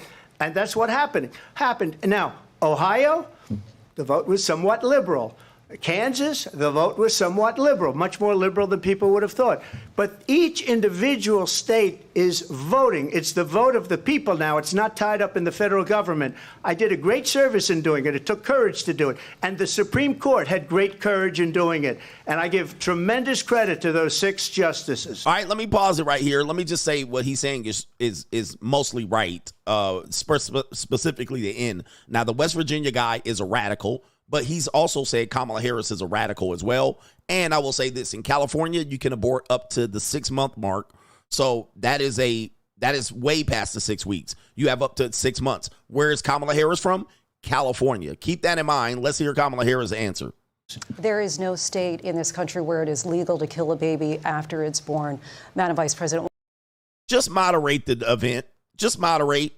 But that's true. But just moderate the event. I want to get your response to President Trump. Well, as I said, you're going to hear a bunch of lies, and that's not actually a surprising fact. All right, let's hear it. Let's understand how we got here. No. Trump We don't want to get... hand-selected 3 members of the United States Supreme Court with the intention that they would undo the protections of Roe v. Wade. Yeah, okay. That's true. They did exactly as he intended. And now in over 20 states, there are Trump abortion bans, which make it criminal for a doctor or nurse to provide health care. In one state, it provides prison for life. Okay. Trump abortion bans that make no exception even for rape and incest, which understand what that means. That's false. Of a crime of violation to their body. She's lying. Right to make a decision about what happens to their body next. That is immoral. And shame, insults, guilt, and need to be right. Or deeply held beliefs to agree. The government, and Donald Trump certainly, should not be telling a woman what to do with her body. I have talked with women around our country. You want to talk about this is what people wanted? Pregnant women who want to carry a pregnancy to term, suffering from a miscarriage, being denied care in an emergency room because the healthcare providers are afraid they might go to jail, and she's bleeding out in a car in the parking lot. That's terrible, man. That's a terrible example. A 12 or 13-year-old survivor of incest? This is false. To carry a pregnancy to term? False. They don't want that. That's false. And I pledge to you, she lying. When Congress passes a bill to put back in place the protections of Roe v. Wade, as President of the United States, I will proudly sign it into law. But understand, if Donald Trump were to be reelected, he will sign a national abortion ban. Understand, in his Project 2025, there would be a national abortion, a monitor that would be monitoring your pregnancies, your miscarriages. I think the American people believe that certain freedoms, in particular the freedom to make decisions about one's own body, should not be made by the government. It's not. It was actually made by the people. If you push it to the state, the people vote on it. Let's continue. Signing a ban, and there's no reason to sign a ban because we've gotten what everybody wanted. Democrats, Republicans, and everybody else, and every legal scholar wanted it to be brought back into the states, and the states are voting. Correct. And it may take a little time, but for 52 years, this issue has torn our country apart. And they've wanted it back in the states. And I did something that nobody thought was possible. The states are now voting. What she says is an absolute lie. And as far as the abortion ban, no, I'm not in favor of abortion ban, but it doesn't matter because this issue has now been taken over by the states. Would you veto a national abortion ban? Which is actually constitutional. Well, I won't have to because, again, two things. Number one, she said she'll go back to Congress. She'll never get the vote. It's impossible for her to get. Exactly. Especially now with the 50-50. She ain't going to get it. Essentially 50-50 in both Senate and the House. She's not going to get the vote. Exactly. She can't get the vote. She won't even come close to it. So it's just talk. You know what it reminds me of? When they said they're going to get student loans terminated. Exactly. And it ended up being a total catastrophe. The student loans. And then her, I think probably her boss. Exactly. If you call him a boss, he spends all his time on the beach. That's a fact. Her boss went out and said, we'll do it again. We'll do it a different way. And he went out, got rejected again by the Supreme Court. Yep. So all these students got taunted with this whole thing about this whole idea. And how unfair that would have been, part of the reason they lost, to the millions and millions of people that had to pay off their student loans. They didn't get it for free. But they were saying it's the same way that they talked about that they talk about abortion. Exactly. If I could just get a yes. That's a fact. I said the same thing earlier. They're just running on shit that they cannot do. That is a fact. Well, I didn't discuss it with JD. In all fairness, JD, and I don't mind if he has a certain view, but I think he was speaking for me, but I really didn't. Look, we don't have to discuss it because she'd never be able to get it, just like she couldn't get student loans. They couldn't get student loans. They didn't even come close to getting student loans. They taunted young people and a lot of other people that had loans. They can never get this approved. So it doesn't matter what she says about going to Congress. Well, wonderful. Let's go to Congress. Do it. But the fact is that for years they wanted to get it out of Congress and out of the federal government. And we did something that everybody said couldn't be done. And now you have a vote of the people on abortion. Vice President Harris, I want to give you your time to respond. He killed but I do her. want to ask, would you support any restrictions on a woman's right to an abortion? I absolutely support reinstating the protections of Roe v. Wade. And as you rightly mentioned, nowhere in America is a woman carrying a pregnancy to term and asking for an abortion. That is not happening. It's insulting to the women of America. And understand what has been happening under Donald Trump's abortion bans. Couples who pray and dream of having a family are being denied IVF treatments. What is happening in our country? Working people, working women, who are working one or two jobs, who can barely afford childcare as it is. This is gaslighting. Other state. She's trying to. She's crying on him now. This is basically her crying, shaming him. Healthcare she needs, barely can afford to do it, and what you are putting her through is unconscionable. And the people of America have not. The majority of Americans. Sympathy plea. How dare you? Their own body. And that is why, in every state where this issue has been on the ballot, in red and blue states both, the people of America have voted for freedom. Vice President Harris, Excuse me, I have to respond. How dare you? Another lie. It's another lie. Facts. I have been a leader on IVF, which is fertilization. The IVF, I have been a leader. In fact, when they got a very negative decision on IVF from the Alabama courts, I saw the people of Alabama and the legislature 2 days later voted it in. I've been a leader on it. They know that, and everybody else knows it. I have been a leader on fertilization, IVF. And the other thing, you should ask. Hey. Will she allow abortion in the 8th month, 9th month, 7th month? Come on. Okay, would you answer do that? it? Why don't you ask her that question? Why don't you answer That's the question? Would you because veto? under Roe v. Wade, you shit. could do abortions in the 7th month, the 8th month, the 9th month, and probably after birth. Just look at the governor, former governor of Virginia. Got her. Gotcha, bitch. Got her. Gotcha, bitch. Determine what we want to do with the baby. President Trump, thank you. He got her. Gotcha, bitch. He got her. He got her. Ladies and gentlemen, did you see that? He got her. Wow. Gotcha, bitch.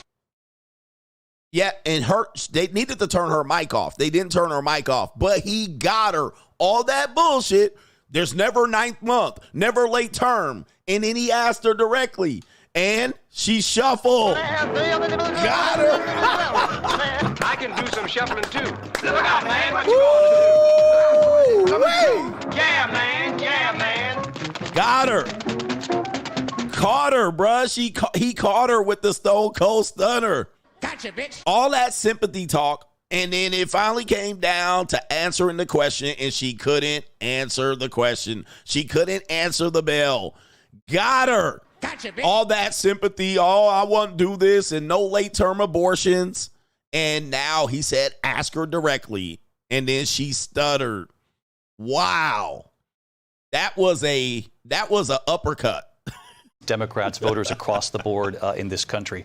Vice President Harris, you were tasked by President Biden with getting to the root. Somebody said we need to hear her response. She didn't respond.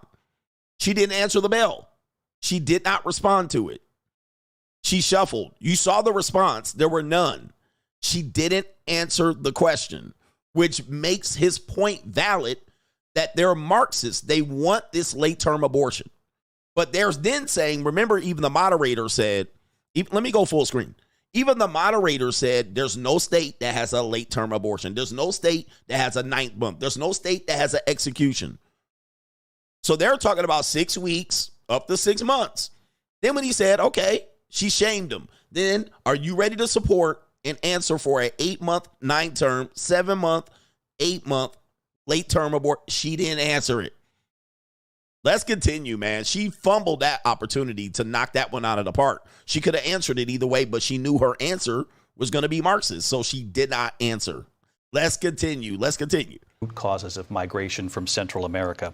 We know that illegal border crossings reached a record high in the Biden administration. This past June, President Biden imposed tough new asylum restrictions. We know the numbers since then have dropped significantly. But my question to you tonight is, why did the administration wait until 6 months before the election to act? And would you have done anything differently from President Biden on this? So I'm the only person on this stage who has prosecuted transnational criminal organizations for the trafficking of guns, drugs, and human beings.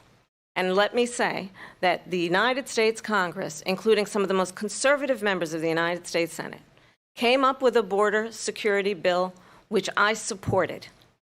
And that bill would have put 1,500 more border agents on the border to help those folks who are working there right now overtime trying to do their job. It would have allowed us to stem the flow of fentanyl coming into the United States. I know there are so many families watching tonight who have been personally affected by the surge of fentanyl in our country. That bill would have put more resources to allow us to prosecute transnational criminal organizations for trafficking in guns, drugs, and human beings. But you know what happened to that bill? Donald Trump got on the phone, called up some folks in Congress, and said, kill the bill. And you know why? Because he'd prefer to run on a problem instead of fixing a problem. And understand, this comes at a time where the people of our country actually need a leader who engages in solutions, who actually addresses the problems at hand. How dare what you? We have in the former president is someone who would prefer to run on a problem instead of fixing a problem. This woman has no answers. She has no answers. How dare you? Yep, she played me this snitcher every minute. And it's all Jermaine's fault. It's always Jermaine's fault. All right, she has no answers of her own. How All she dare has you? is to shame and ridicule Donald Trump. That's the only thing she goes to. Problem. And I'll tell you something. He's going to talk about immigration a lot tonight, even when it's not the subject that is being raised. And I'm going to actually do something really unusual. How And I'm dare going to you? invite you to attend one of Donald Trump's rallies, because it's a really interesting thing to watch. You will see during the course of his rallies, he talks about fictional characters like Hannibal Lecter. He will talk about windmills cause cancer. And what you will also notice is that people start leaving his rallies early out of exhaustion and boredom. And I will tell you, the one thing you will not hear him talk about is you. You will not hear him talk about your needs, your dreams, and your desires. And I'll tell you, I believe you deserve a president who actually puts you first, and I pledge to you that I will. Vice President Harris, thank you. President Trump, on that point, I want to get your response. Well, I would like to respond. Let me just ask, though, why did you try to kill that bill, and successfully so? That would have put thousands of additional agents and officers on the border. First, let me respond as to the Please. rallies. She said people start leaving. People don't go to her rallies. There's no reason to go. And the people that do go, she's bussing them in and paying them to be there, and then showing them in a different light. So she can't talk about that. People don't leave my rallies. We have the biggest rallies, the most incredible rallies in the history of politics. That's because people want to take their country back. Our country is being lost. We're a failing nation. And it happened 3.5 years ago. And what's going on here, you're going to end up in World War III, just to go into another subject. What they have done to our country by allowing these millions and millions of people to come into our country, and look at what's happening to the towns all over the United States. And a lot of towns don't want to talk. It's not going to be Aurora or Springfield. A lot of towns don't want to talk about it because they're so embarrassed by it. In Springfield, they're eating the dogs, the people that came in. They're eating the cats. They're eating the pets of the people that live there.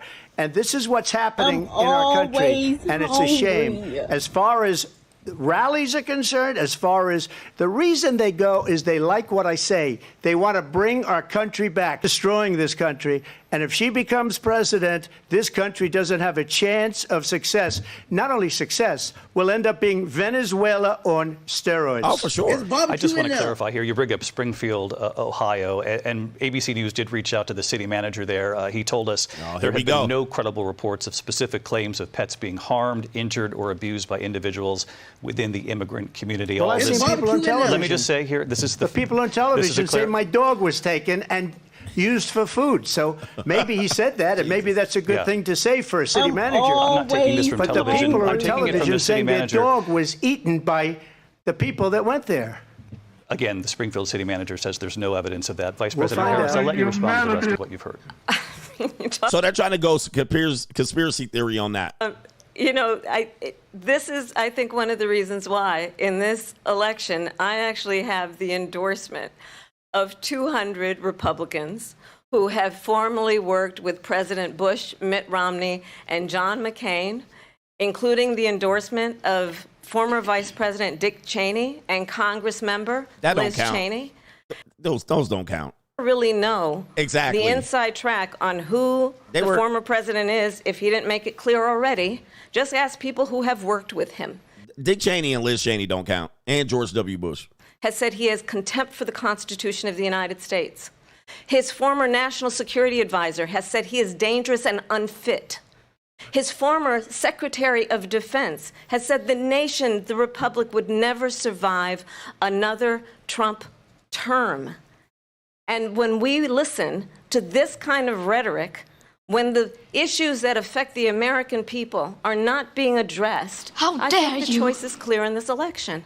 President Trump, I'll give you a quick minute to respond here. Thank you, because when I hear that, see, I'm a different kind of a person. I fired most of those people. Exactly. Not so graciously. They did bad things. By the way, he ended the Bush legacy. Jeb Bush was supposed to be president. He ended the Bush legacy, so they were definitely pissed at him. Let's continue. A bad job. I fired him. They never fired one person.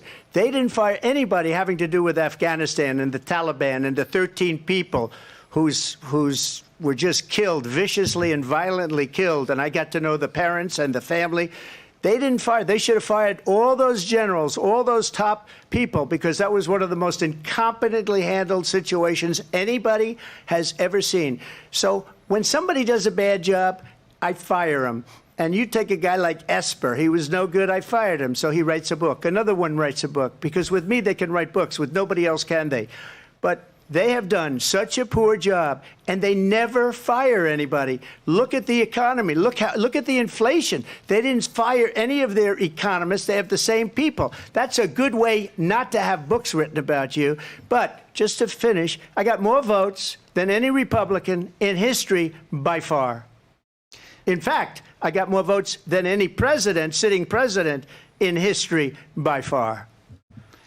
Let me continue on immigration. That was what you wanted to talk about earlier. So let's get back to your deportation proposal that we'll the vice president. We'll do the super chats at the break here. President Trump, you call this the largest domestic deportation operation in the history of our country. You say you would use the National Guard. You say if things get out of control, you'd have no problem using the U.S. military. Police, yes. You also said you would use local police. How would you deport 11 million undocumented immigrants? I know you believe that number is much higher. Take us through this. What does this look like? Will authorities be going door to door in this country? Yeah, it is much higher because of them. They allowed criminals, many millions of criminals. They allowed terrorists. They allowed common street criminals. They allowed people to come in, drug dealers, to come into our country. And they're now in the United States told by their countries like Venezuela, don't ever come back or we're going to kill you. Do you know that crime in Venezuela and crime in countries all over the world is way down? You know why? Because they've taken their criminals. All right, answer the question. I'm curious of what the answer is. He's not answering. This is typical Trump talking point on this issue.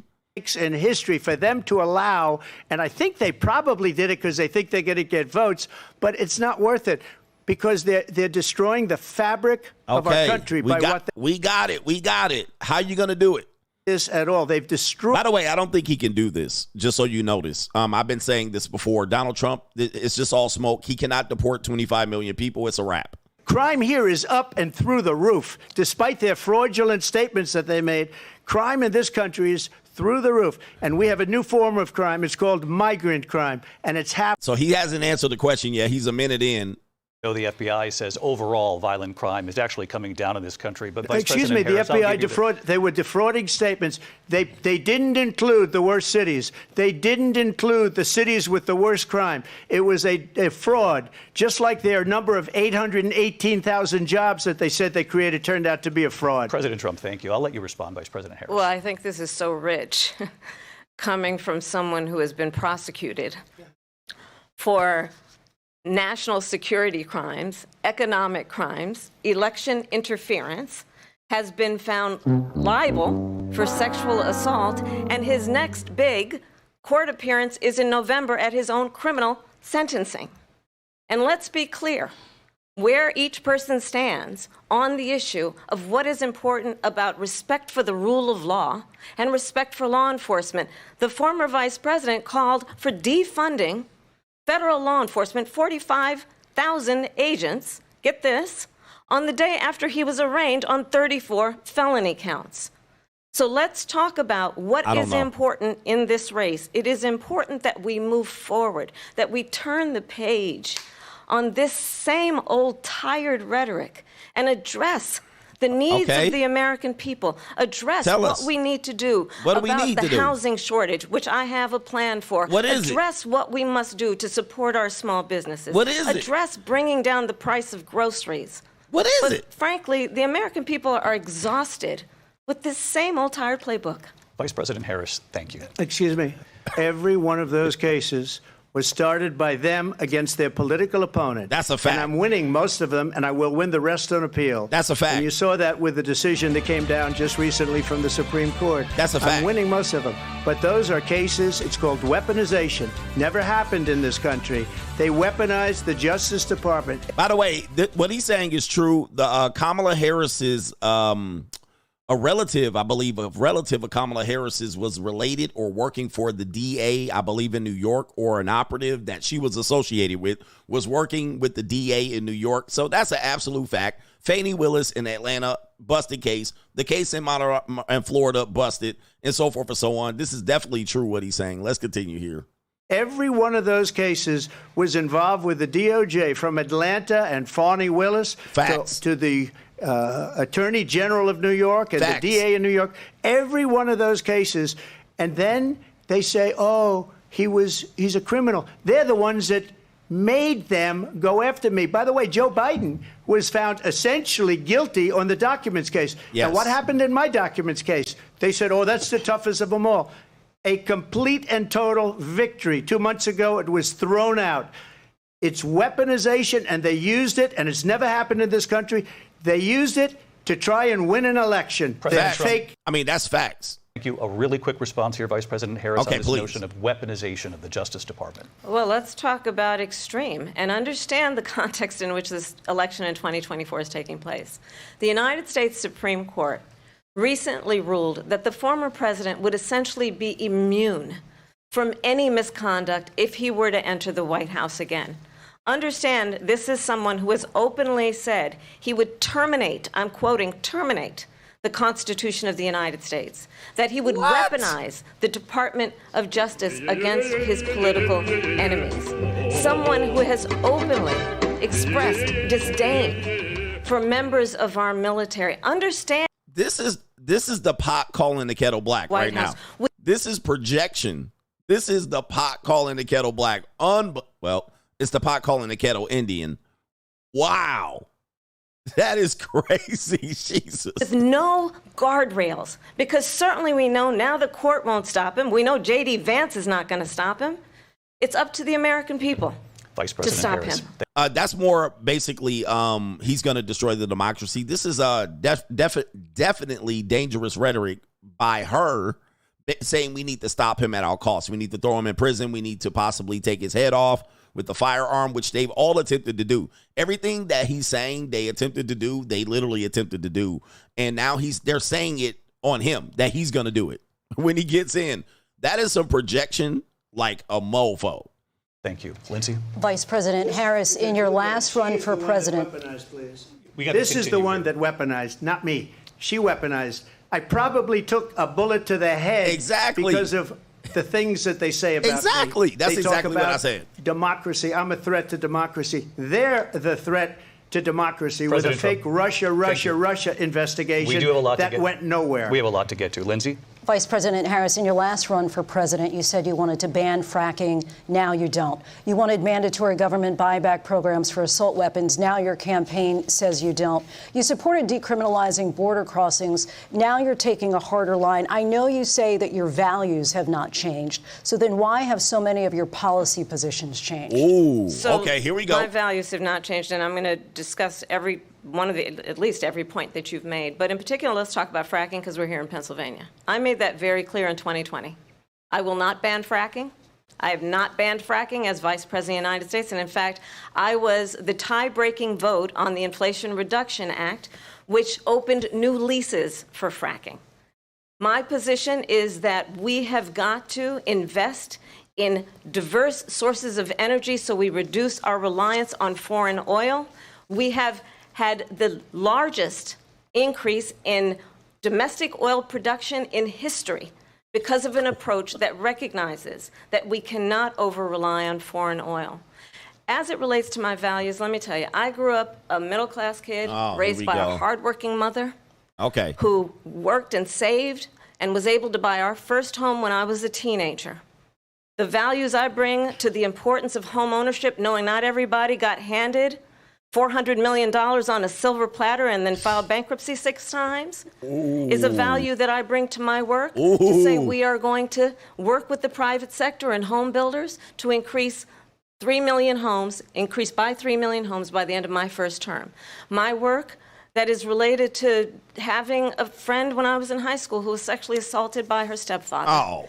And my focus then on protecting women and children from violent crime is based on a value that is deeply grounded in the importance of standing up for those who are most vulnerable. My work that is about protecting Social Security and Medicare is based on long-standing work that I have done, protecting seniors from scams. My values have not changed. And How what dare is you. important is that there is a president who actually brings values and a perspective that How is about dare you. lifting people. What values? You got nothing. You're not saying anything. You're just saying what you're going to do, sympathy playing. How dare you. Measure of the leader is the leader who actually. When she has that voice, she's just pleading to the people, begging. She's just begging at that point. How dare you. And to be that president. President Trump, your Well, response? first of all, I wasn't given $400 million. I wish I was. My father was a Brooklyn builder, Brooklyn, Queens, and a great father, and I learned a lot from him. But I was given a fraction of that, a tiny fraction, and I built it into many, many billions of dollars, many, many billions. And when people see it, they are even surprised. So we don't have to talk about that. Fracking, she's been against it for 12 years. Defund the police, she's been against that forever. She gave all that stuff up very wrongly, very horribly, and everybody's laughing at it, okay? They're all laughing at it. She gave up at least 12 and probably 14 or 15 different policies. Like, she was big on defund the police. In Minnesota, she went out. Wait a minute, I'm talking now. Hey, yes, cut her mic off. Hey, by the way, he's about to hit a critical point. Listen to this. Now, if you don't mind, please. Oh, he's doing what he was afraid Kamala Harris is going to do to her. She's interrupting him, and he's cutting her off and saying, don't interrupt. So this is a good point by Donald Trump. Does that sound familiar? Oh, yep. She went out. She went out in Minnesota. Yes, she did. And wanted to let criminals that killed people, yes, that burned down Minneapolis. Facts. She went out and raised money to get them out of jail. She did things that nobody would ever think of. Facts. Now she wants to do transgender operations on illegal aliens that are in prison. This is a radical left liberal that would do this. She wants to confiscate your guns, and she will never allow fracking in Pennsylvania. If she won the election, fracking in Pennsylvania will end on day one. Just to finish, one thing so important in my opinion. So I got the oil business going like nobody has ever done before. When they took over, they got rid of it, started getting rid of it, and the prices were going up the roof. They immediately let these guys go to where they were. I would have been 5 times, 4 times, 5 times higher, because you're talking about 3.5 years ago. They got it up to where I was because they had no choice, because the prices of energy were quadrupling and doubling. You saw what happened to gasoline. Yes, so they said, let's go back to Trump. But if she won the election, the day after that election, they'll go back to destroying our country, and oil will be dead, fossil fuel will be dead, we'll go back to windmills, and we'll go back to solar, where they need a whole desert to get some energy to come out of. You ever see a solar plant? By the way, I'm a big fan of solar, but they take 400, 500 acres of desert President soil. Trump, we have a These lot are of not good issues things that we for the have to get environment to. that We're she out of time. understands. Thank you. Why they cut him off? In just 56 days. I guess it's time. And I want to talk about the peaceful transfer of power, which, of course, we all know is a cornerstone of our democracy, and the role of a president in a moment of crisis. Mr. President, on January 6th, you told your supporters to march to the Capitol. You said you would be right there with them. The country and the world saw what played out at the Capitol that day, the officers coming under attack. Aides in the West Wing say you watched it unfold on television off the Oval Office. You did send out tweets, but it was more than 2 hours before you sent out that video message telling your supporters to go home. Is there anything you regret about what you did on that day? You just said a thing that isn't covered. Peacefully and patriotically, I said during my speech, not later on. Peacefully and patriotically. And nobody on the other side was killed. Ashley Babbitt was shot by an out-of-control police officer that should have never, ever shot her. It's a disgrace. But we didn't do this group of people that have been treated so badly.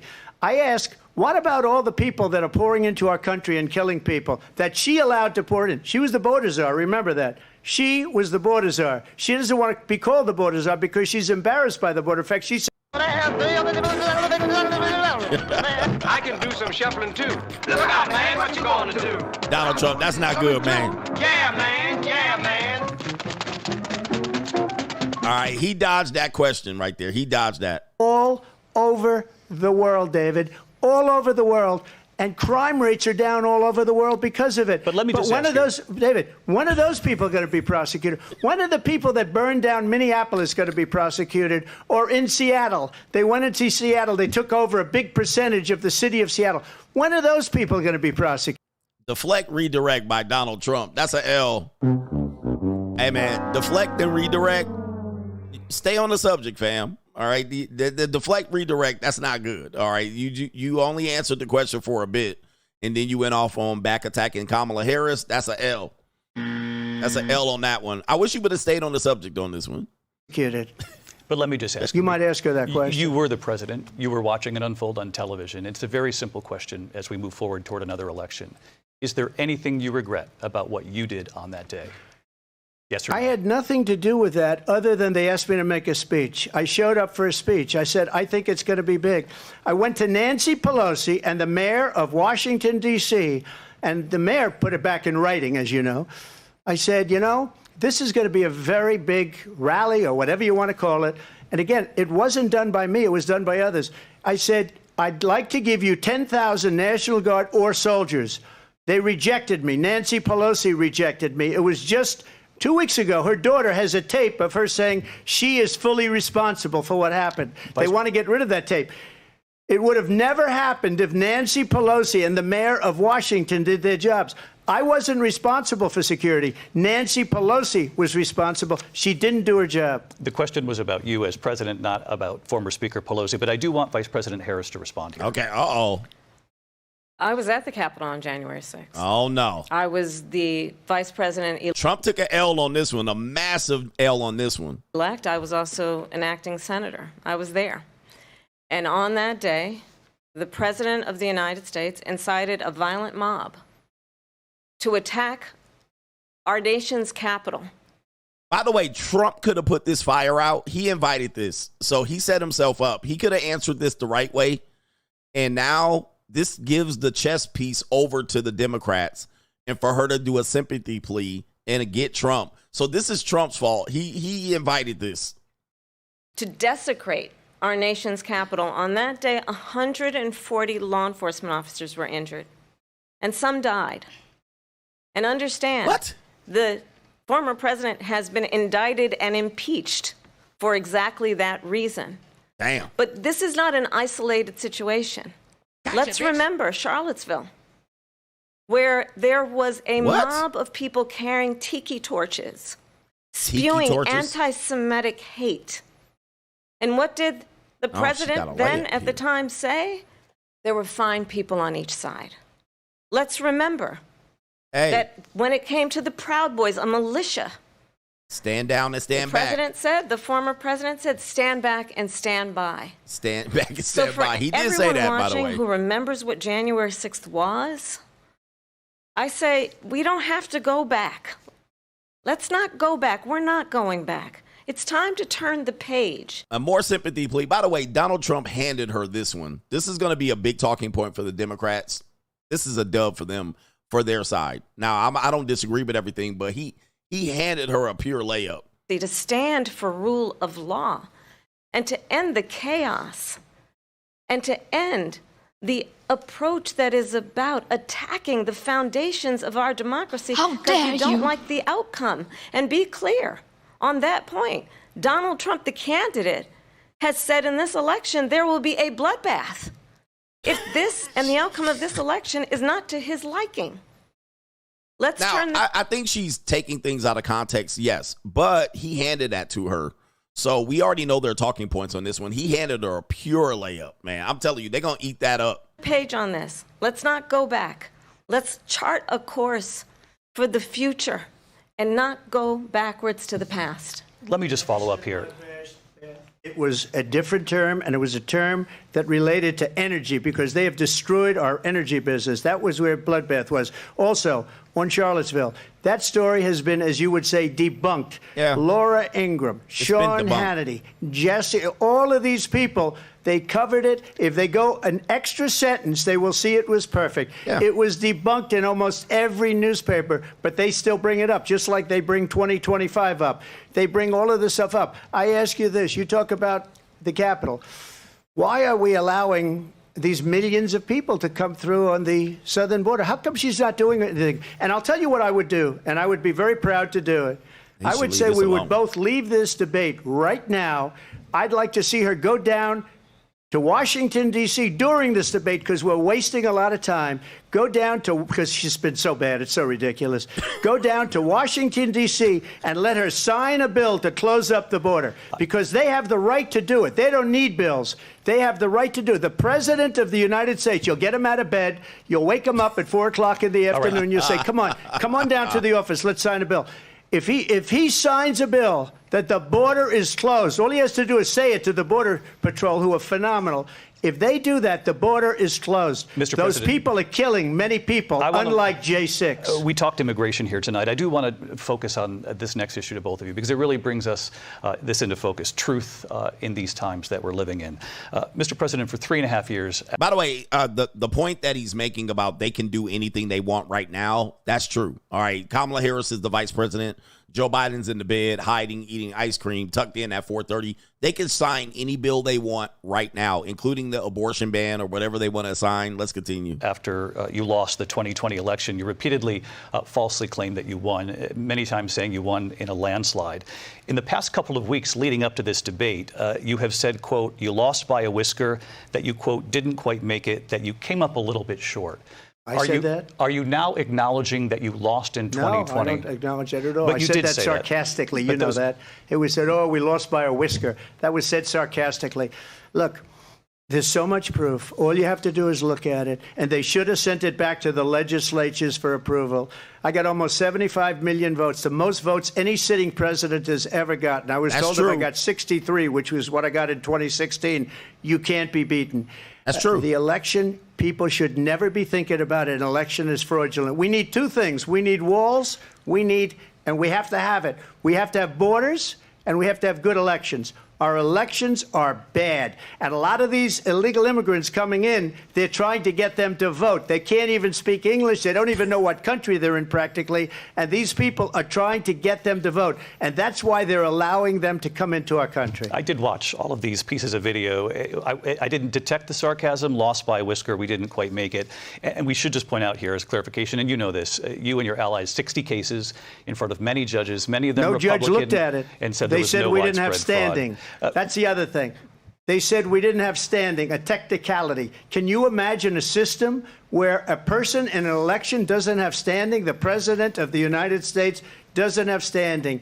That's how we lost. If you look at the facts, and I'd love to have you'll do a special on it.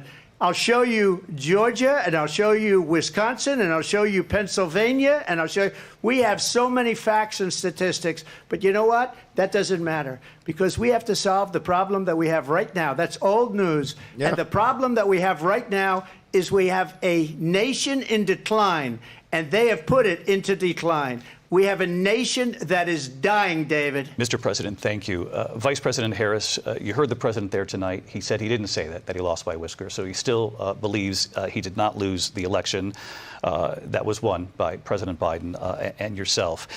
But I do want to ask you about something that's come up in the last couple of days. This was a post from President Trump about this upcoming election just weeks away. He said, when I win, those people who cheated, and then he lists donors, voters, election officials, he says will be prosecuted to the fullest extent of the law, which will include long-term prison sentences. One of your campaign's top lawyers responded saying, we won't let Donald Trump intimidate us. We won't let him suppress the vote. Is that what you believe he's trying to do here? Donald Trump was fired by 81 million people. So let's be clear about that. And clearly he is having a very difficult time processing that. But we cannot afford to have a president of the United States who attempts, as he did in the past, to upend the will of the voters in a free and fair election. And I'm going to tell you that I have traveled the world as Vice President of the United States, and world leaders are laughing at Donald Trump. I have talked with military leaders, some of whom worked with you, and they say you're a disgrace. And when you then talk in this way in a presidential debate and deny what over and over again are court cases you have lost because you did, in fact, lose that election, it leads one to believe that perhaps we do not have in the candidate to my right the temperament or the ability to not be confused about fact. That's deeply troubling, and the American people deserve better. They're not laughing at Joe Biden. About world leaders. Viktor Orban, one of the most respected men, they call him a strong man. He's a tough person, smart. Prime Minister of Hungary. They said, why is the whole world blowing up? 3 years ago it wasn't. Why is it blowing up? He said, because you need Trump back as president. They were afraid of him. China was afraid, and I don't like to use the word afraid, but I'm just quoting him. China was afraid of him. North Korea was afraid of him. Look at what's going on with North Korea, by the way. He said Russia was afraid of him. I ended the Nord Stream 2 pipeline, and Biden put it back on day one, but he ended the XL pipeline. The XL pipeline in our country, he ended that. But he let the Russians build a pipeline going all over Europe and heading into Germany, the biggest pipeline in the world.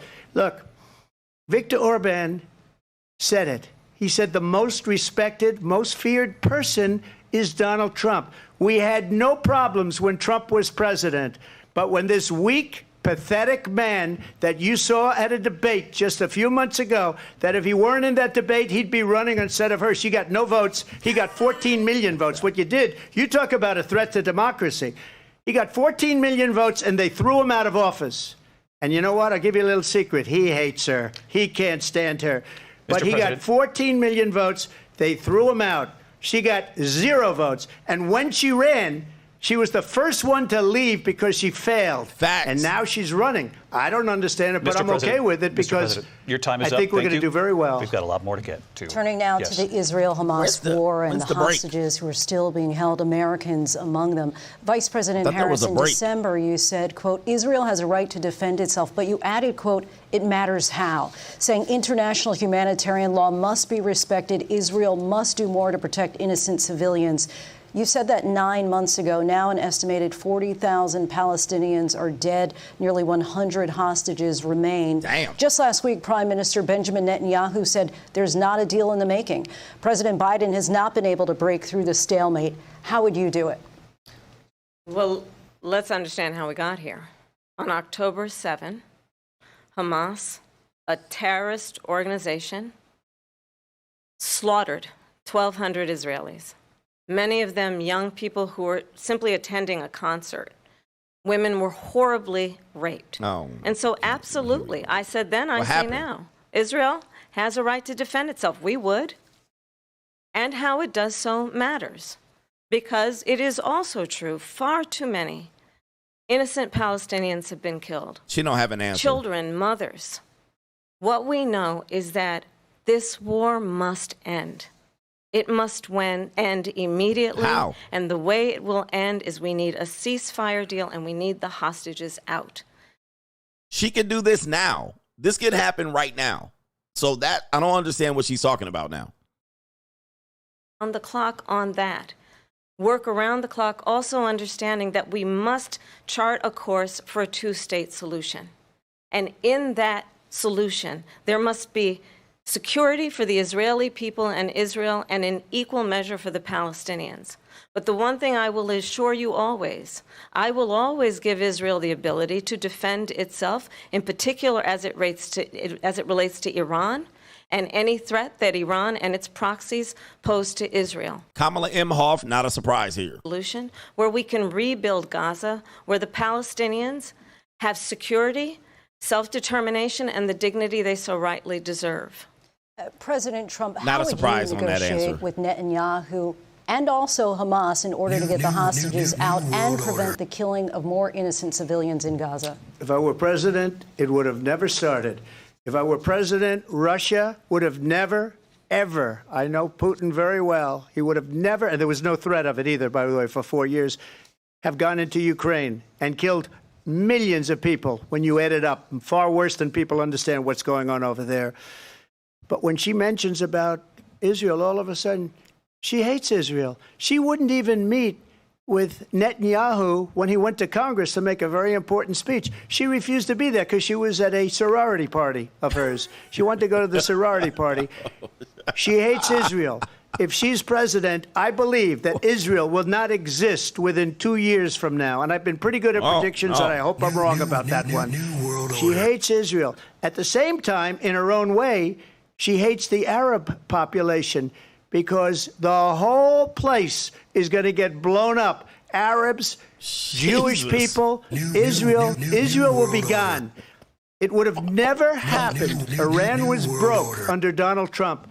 Now Iran has $300 billion because they took off all the sanctions that I had. Iran had no money for Hamas or Hezbollah or any of the 28 different spheres of terror. And they are spheres of terror, horrible terror. They had no money. It was a big story, and you know it. You covered it very well, actually. They had no money for terror. They were broke. Now they're a rich nation, and now what they're doing is they're spreading that money around. Look at what's happening with the Houthis and Yemen. Look at what's going on in the Middle East. This would have never happened. I will get that settled and fast, and I'll get the war with Ukraine and Russia ended. If I'm president-elect, I'll get it done before even becoming president. Vice President Harris, he says you hate Israel. That's absolutely not true. I have my entire career and life supported Israel and the Israeli people. I'm not going to say what race, what people. We know I can't say that. And distract from the reality, which is it is very well known that Donald Trump is weak and wrong on national security and foreign policy. It is well known that he admires dictators, wants to be a dictator on day one, according to himself. It is well known that he said of Putin that he can do whatever the hell he wants and go into Ukraine. It is well known that he said when Russia went into Ukraine, it was brilliant. It is well known he exchanged love letters with Kim Jong-un. And it is absolutely well known that these dictators and autocrats are rooting for you to be president again because they're so clear. They can manipulate you with flattery and favors. And that is why I'm confused. So many military leaders who you have worked with have told me you are a disgrace. That is why we understand that we have to have a president who is not consistently weak and wrong on national security, including the importance of upholding and respecting in highest regard our military. That's projection right there. They're the ones, and she's the one that caused it, that's weak on national security by allowing every nation last month for the year, 168 different countries sending people into our country. Their crime rates are way down. Putin endorsed her last week. Yes. Said, I hope she wins. And I think he meant it because what he's gotten away with is absolutely incredible. It wouldn't have happened with me. The leaders of other countries think that they're weak and incompetent, and they are. That's obvious. They're grossly incompetent. And I just ask one question. Why does Biden go in and kill the Keystone Pipeline and approve the single biggest deal that Russia's ever made, Nord Stream 2, the biggest pipeline anywhere in the world going to Germany and all over Europe? Yeah.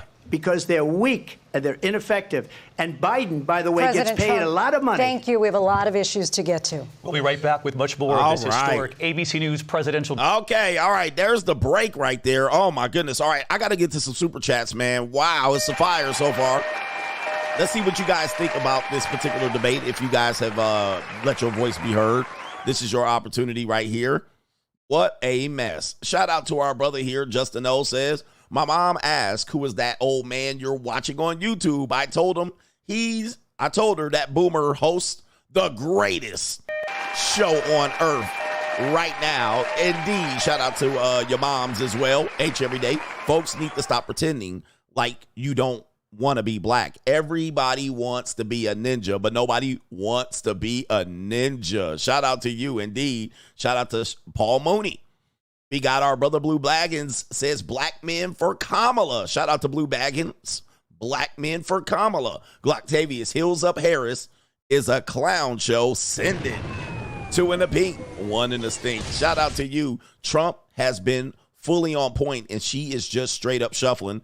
I hope Trump punks out that Springfield city manager too, ass ninja. And he says Kamala and her single cat lady voters, wine and Zanny hits hard ass Ninjets. H every day. You meant to say the pot calling the kettle curry masala. Indeed. Ding, ding, ding, ding, ding, ding, ding. Shout out to our brother Rue. Kamala makes some good points, but her delivery washed them away. Washed them off the table. That sympathy tone she's using makes her sound weak. And yes, she's appealing. You don't want your president. Does she sound presidential when she's using the sympathy? She doesn't. I don't think that's a good thing for her to use, but of course, they're trying to win the election. And by the way, on the fact that Trump says he's got 75 million votes, 81 million to Biden would be the most votes, I think, of any American election of all time. I don't know. You got to question that. Pro man, he is cooking her, but all the normies need is sound bites and a meme, and she's winning the soundbite game. As a matter of fact, every time she talks, the first sentence or two that she says is a soundbite. So she's winning the soundbite game. All right, you got to remember, most of these people just need a soundbite. She's winning that one. Shout out to our brother Vizito says, Trump got a mug shot. Trump been shot. Trump won't stop. Big stepper. If he don't win, then we got 16 years of liberals destroying the economy. The next president candidate going to be a Democratic Mexican after letting all of those illegals in. Shout out to you right there. Yeah, the Democrats got to do all their best. And by the way, Nancy Pelosi is behind a lot of the issues that we have. Donald Trump brought her up, but of course they deflected. She's like the George Soros of the Democratic Party. Nobody wants to talk about a lot of the things she does behind the scenes. All right, but she does a lot behind the scenes, and there's some videos even to prove that.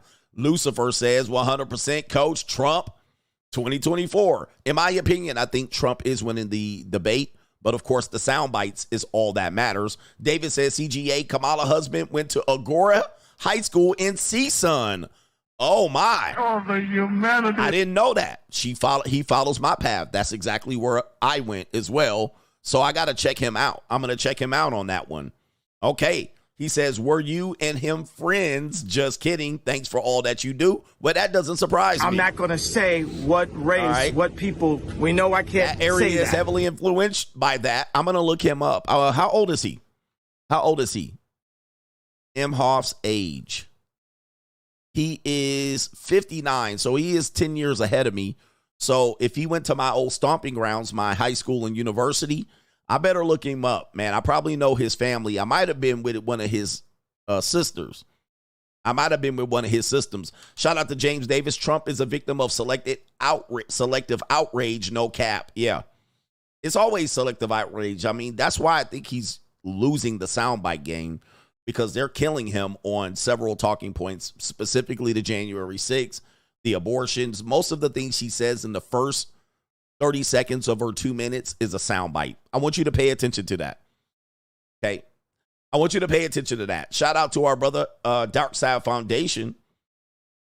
Coach, I'm an American born in Haiti and can confirm what's happening. It's true. I have multiple secondhand accounts from my dad and friends, family that have eaten cats literally served with red beans and rice.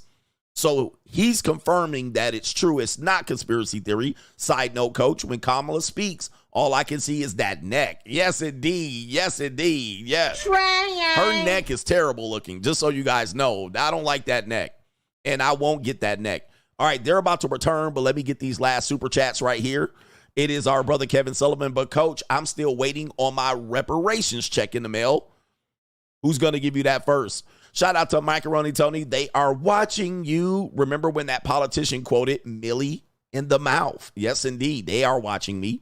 And he also says, Kevin Sullivan, Trump said 2 years Israel will be gone. Send some more missiles. I'm for real. Trump is using a lot of exaggerated ideas, so that doesn't help him out. But yeah, I mean, in 2 years with Kamala Harris, anything could be gone. They're definitely fixated on war and war profiting. Fixes a bind. Trump can't say anything about remorse or being sorry for January 6th. If he does, the words Trump admits guilt would be on the front page of Google for a whole year. So you're right about that. So he tapped, danced, and shuffled around that conversation. Let's get back to the show. Vladimir Putin to defend their sovereignty, their democracy, that it's in America's best interest to do so, arguing that if Putin wins, he may be emboldened to move even further into other countries. You have said you would solve this war in 24 hours. You said so just before the break tonight. How exactly would you do that? And I want to ask you a very simple question tonight. Do you want Ukraine to win this war? I want the war to stop. I want to save lives that are being uselessly, people being killed by the millions. It's the millions. It's so much worse than the numbers that you're getting, which are fake numbers.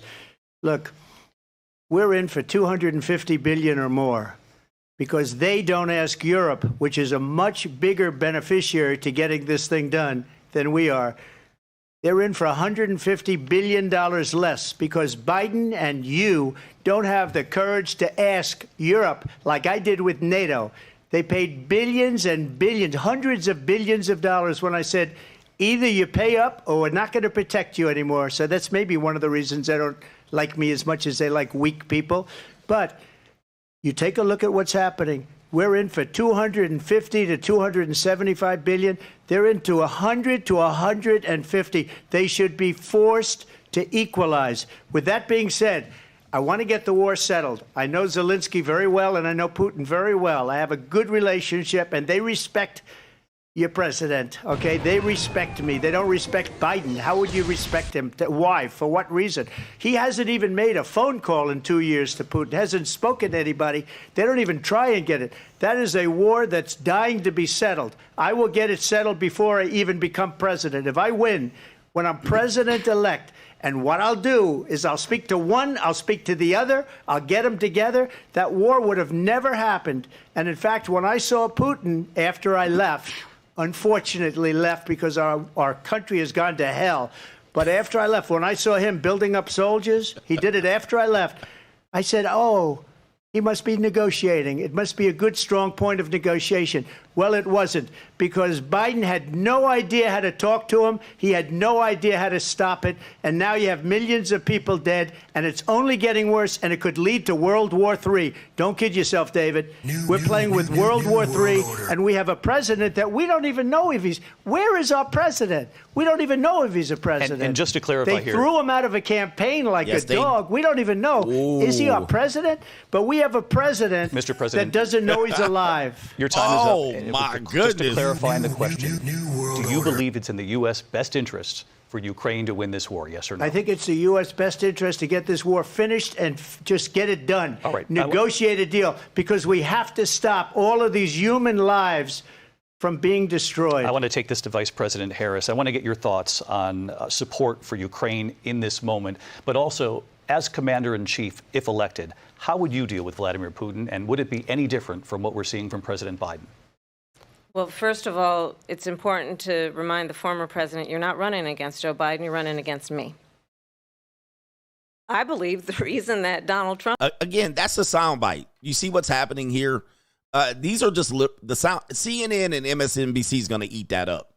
All right, that has nothing to do with anything. Let's continue. Trump says that this war would be over within 24 hours is because he would just give it up. And that's not who we are as Americans. Let's understand what happened here. I actually met with Zelensky a few days before Russia invaded, tried through force to change territorial boundaries, to defy one of the most important international rules and norms, which is the importance of sovereignty and territorial integrity. And I met with President Zelensky. I shared with him American intelligence about how he could defend himself. Days later, I went to NATO's eastern flank, to Poland and Romania. And through the work that I and others did, we brought 50 countries together to support Ukraine in its righteous defense. And because of our support, because of the air defense, the ammunition, the artillery, the javelins, the Abrams tanks that we have provided, Ukraine stands as an independent and free country. If Donald Trump were president, Putin would be sitting in Kyiv right now. And understand what that would mean, because Putin's agenda is not just about Ukraine. Understand why the European allies and our NATO allies are so thankful that you are no longer president, and that we understand the importance of the greatest military alliance the world has ever known, which is NATO, and what we have done to preserve the ability of Zelensky and the Ukrainians to fight for their independence. Otherwise, Putin would be sitting in Kyiv with his eyes on the rest of Europe. All right, that's what she's saying.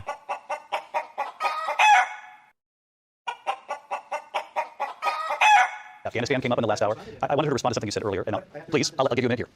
Putin would be sitting in Moscow, and he wouldn't have lost 300,000 men and women, but he would have been sitting in Moscow. Quiet, please. He would have been sitting in Moscow, much happier than he is right now. But eventually, you know, he's got a thing that other people don't have. He's got nuclear weapons. They don't ever talk about that. He's got nuclear weapons. Nobody ever thinks about that. And eventually, maybe he'll use them, and maybe he hasn't been that threatening, but he does have that. Something we don't even like to talk about. Nobody likes to talk about it. But just so you understand, they sent her to negotiate peace before this war started. 3 days later, he went in and he started the war. He said, "Shut your bitch ass up." Because everything they said was weak and stupid. They said the wrong things. That war should have never started. He said, "Silence, you fool." She was the emissary. They sent her in to negotiate with Zelensky and Putin, and she did. And the war started 3 days later. And that's the kind of talent we have with her. She's worse than Biden. In my opinion, I think he's the worst president in the history of our country. She goes down as the worst vice president in the history of our country. But let me tell you something. She is a horrible negotiator. They sent her in to negotiate. As soon as they left, Putin did the invasion. President Trump, thank you. You did bring up that's something. an interesting You said point you went there. to I don't know negotiate with that. Vladimir Putin. Vice President Harris, have you ever met Vladimir Putin? Can you clarify tonight? Yet again, I said it at the beginning of this debate, you're going to hear a bunch of lies coming from this fellow. And that is another one. Okay. When I went to meet with President Zelensky, I've now met with him over 5 times. Okay. The reality is it has been about standing as America always should, as a leader upholding international rules and norms, as a leader who shows strength, understanding that the alliances we have around the world are dependent on our ability to look out for our friends and not favor our enemies because you adore strongmen instead of caring about democracy.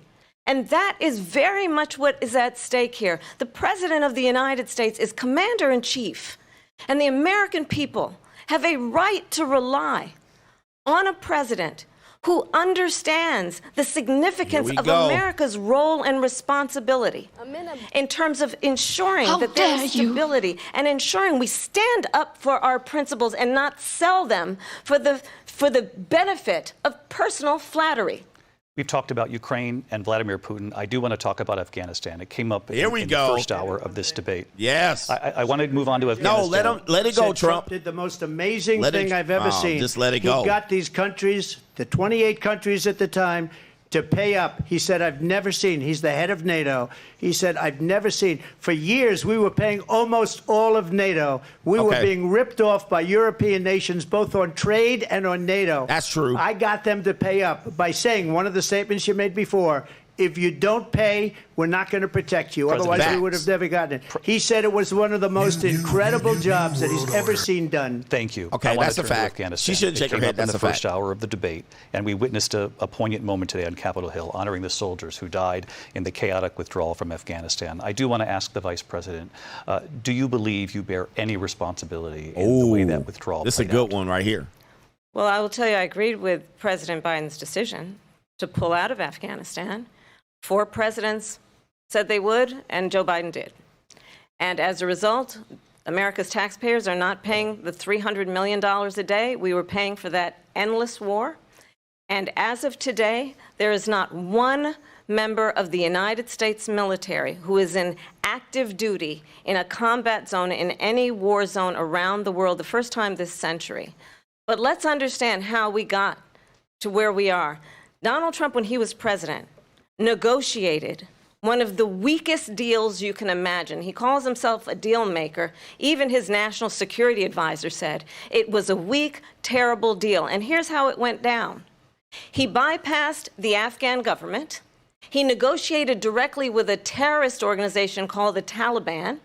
The negotiation involved the Taliban getting 5,000 Taliban terrorists released. And get this, and the president at the time invited the Taliban to Camp David, a place of storied significance for us as Americans, a place where we honor the importance of American diplomacy, where we invite and receive respected world leaders.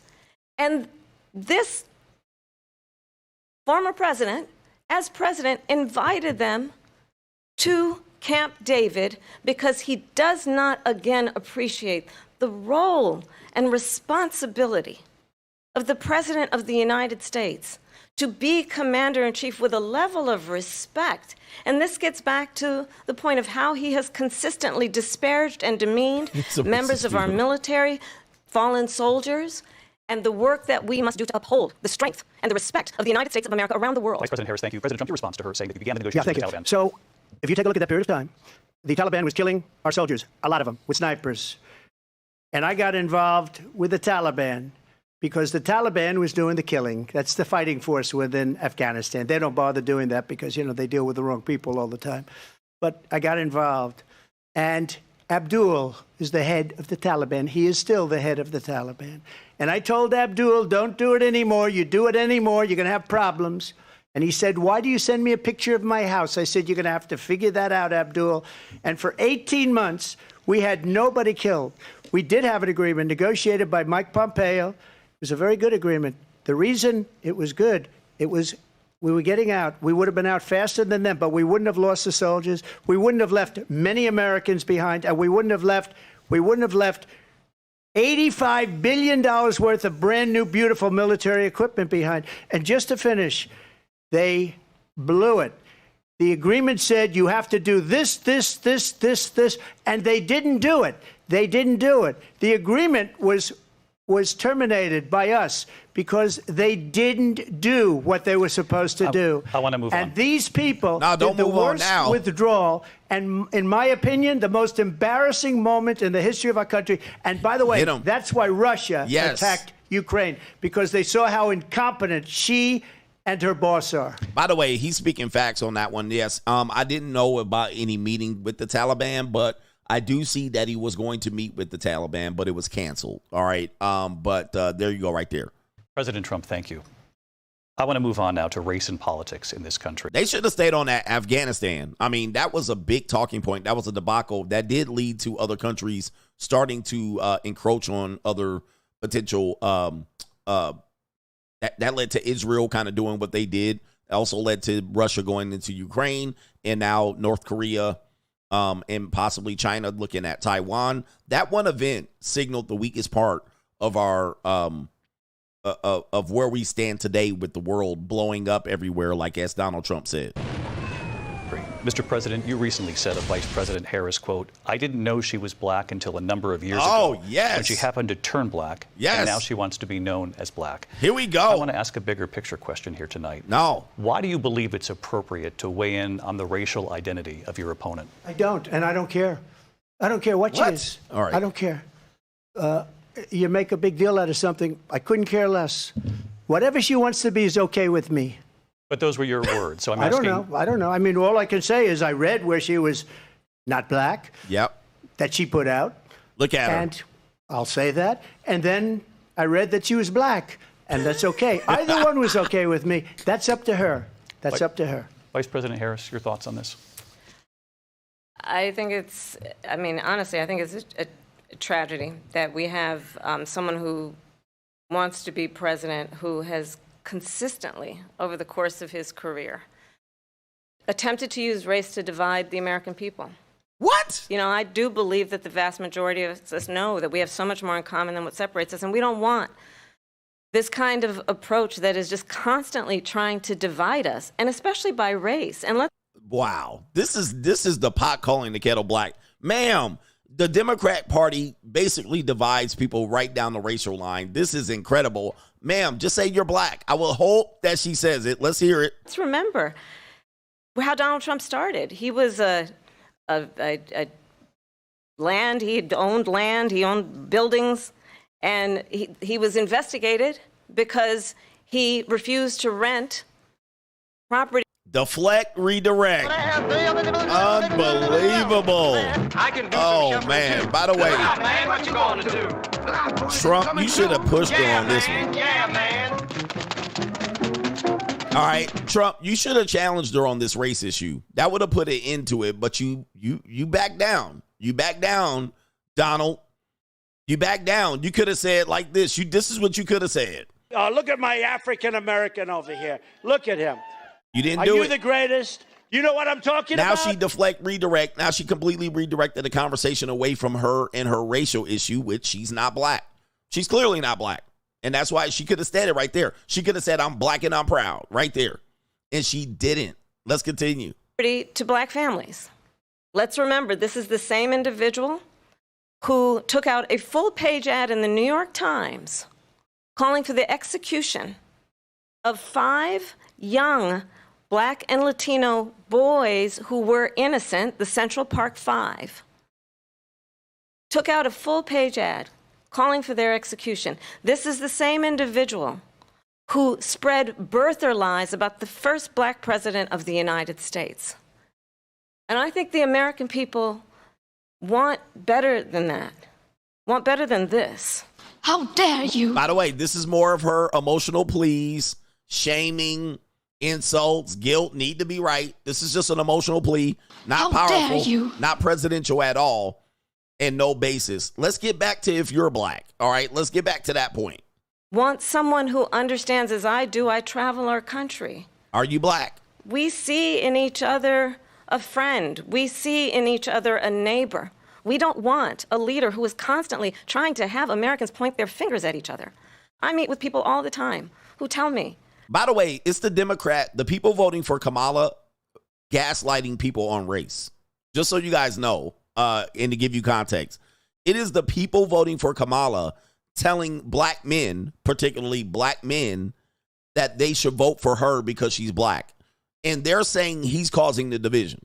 All right, just that to me is awkward. It is the pot calling the kettle, chicken curry marsala or chicken curry and rice. I mean, they're the ones dividing. All right, it's clear. That's not unity. Let's see what she comes up with here. Can we please just have discourse about how we're going to invest in the aspirations and the ambitions and the dreams of the American people? Knowing that regardless of people's color or the language they're... And by the way, she could put it into all of that. If she was a true uniter, she could put it into that by coming out and saying, I don't want people thinking I'm black or voting me just because I'm black or a woman. She could come out and could put a kibosh to it, and she is not. So they are causing the division. That's just my opinion. Let's continue. Their grandmother speaks. We all have the same dreams and aspirations and want a president who invests in those, not in hate and division. Vice President Harris, thank you. Lindsay? President Trump, this is now your 3rd time.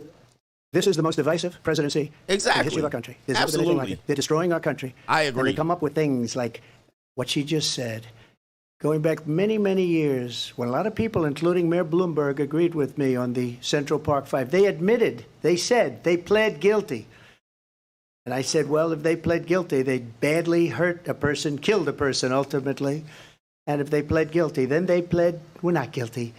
But this is a person that has to stretch back years, 40, 50 years ago, because there's nothing now. I built one of the greatest economies in the history of the world, and I'm going to build it again. It's going to be bigger, better, and stronger. But they're destroying our economy. They have no idea what a good economy is. Their oil policies, every single policy. And remember this, she is Biden. You know, she's trying to get away from Biden. I don't know the gentleman, she says. She is Biden. The worst inflation we've ever had, a horrible economy because inflation has made it so bad, and she can't get away with that. Thank you. Your time is up, Lindsay. I want to respond to that, though. I want to just respond briefly. Clearly, I am not Joe Biden, and I am certainly not Donald Trump. Soundbite. Is a new generation of leadership for our country. Soundbite. One who believes in what is possible, one who brings a sense of optimism about what we can do instead of always disparaging the American people. There's that voice again. I believe in what we can do to strengthen our small businesses, which is why I have a plan. Let's talk about our plans and let's compare the plans. How dare you? I have a Ma'am, we've been asking for your fucking plans for I don't know how long. You have yet to put out no plans. Let's talk about the plans. There's none. Where the plans at? All right, where the plans at? She's like, let's talk about our plans. That's what we're doing. Talk about your plans. She hasn't talked about it because she has none. Let's continue. plan. to give startup businesses $50,000 tax deduction. Here we go. To pursue their ambitions, their innovation, their ideas, their hard work. I have a plan, $6,000 for young families for the first year of your child's life to help you in that most critical stage of your child's development. I have a plan that is about allowing people to be able to pursue what has been fleeting in terms of the American dream by offering a help with down payment of $25,000 down payment assistance for first. So her plan is welfare. That's her plan. Welfare. Give money, give money, give money, give money, give money. You're going to get money. You get money, you get money, you get money. So her plan is welfare. Let's continue. Home buyers. That's the kind of conversation, I believe, David, that people really want tonight, as opposed to a conversation that's constantly about belittling and name-calling. Let's turn the page and move forward. Thank you. Let's turn to policy. President Trump, we have to move on. President Trump. Let's turn to policy, please. Trump needs to stop interrupting like this, just so you know. He needs to chill out. To defund the police. She has a plan to confiscate. Because when he talks, he doesn't even offer up anything new. All right? He's just talking. He keeps saying the same thing over and over again. He's been saying this for the last 8 years. So he should just leave this alone. Everybody's gun. She has a plan to not allow fracking in Pennsylvania or anywhere else. Okay, that's what her plan is until just recently. We got that. President Trump has said something twice that I need to respond to. I'm sorry, we're going to move on, Vice President. President Trump, this is now your third time running for president. You have long vowed to repeal and replace the Affordable Care Act, also known as Obamacare. You have failed to accomplish that. You now say you're going to keep Obamacare, quote, unless we can do something much better. Last month you said, quote, we're working on it. So tonight, 9 years after you first started running, do you have a plan, and can you tell us what it is? Obamacare was lousy health care. Always was. It's not very good today. And what I said, that if we come up with something, and we are working on things, we're going to do it, and we're going to replace it. But remember this. I inherited Obamacare because Democrats wouldn't change it. They wouldn't vote for it. They were unanimous. They wouldn't vote to change it. If they would have done that, we would have had a much better plan than Obamacare. But the Democrats came up. They wouldn't vote for it. I had a choice to make when I was president. Do I save it and make it as good as it can be, never going to be great, or do I let it rot? And I felt I had an obligation, even though politically it would have been good to just let it rot and let it go away. I decided, and I told my people, the top people, and they're very good people. I have a lot of good people in that administration. We read about the bad ones. We had some real bad ones, too, and so do they. They have really bad ones. The difference is they don't get rid of them. But let me just explain. I had a choice to make. Do I save it and make it as good as it can be, or do I let it rot? And I saved it. I did the right thing. But it's still never going to be great, and it's too expensive for people. And what we will do is we're looking at different plans. If we can come up with a plan that's going to cost our people, our population, less money and be better health care than Obamacare, then I would absolutely do it. But until then, I'd run it as good as it can be run. So just a yes or no, you still do not have a plan? I have concepts of a plan. All right. Basically, Obamacare is going nowhere. So I agree with him. He has a concept, but he has no plan to even change any of this. It's not going to happen. It's going to be hard to overturn that. So I wouldn't waste time. I'm not president right now. But if we come up with something, I would only change it if we come up with something that's better and less expensive. And there are concepts and options we have to do that. And you'll be hearing about it in the not too distant future. Yeah. It ain't nothing. You're not getting that out of there. That was a very, very pivotal time in our country. By the way, let's go back to Kamala. If Kamala does what she says she does that help if inflation is still out of control? So it doesn't help. So you can give somebody child checks credit, $150,000 for a home. You can give people money. You're just buying the vote by appealing to their senses, right? Hey, I'll take the extra tax break, or I'll take that. But it doesn't matter if inflation is still rampant. So that money is washed out. You need a better economy. You need better interest rates. You need people borrowing money. So that's kind of what Trump's position is to help the economy, not give people $50,000 and it gets completely wiped out. All right, so let's see what Kamala's talking about here. Smug look on her face. Let's see what she has to say.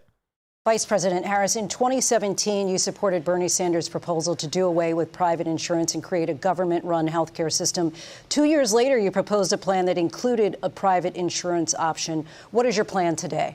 Well, first of all, I absolutely support, and over the last 4 years as vice president, private healthcare options. But what we need to do is maintain and grow the Affordable Care Act. But I'll get to that, Lindsay. I just need to respond to a previous point that the former president has made. I've made very clear my position on fracking.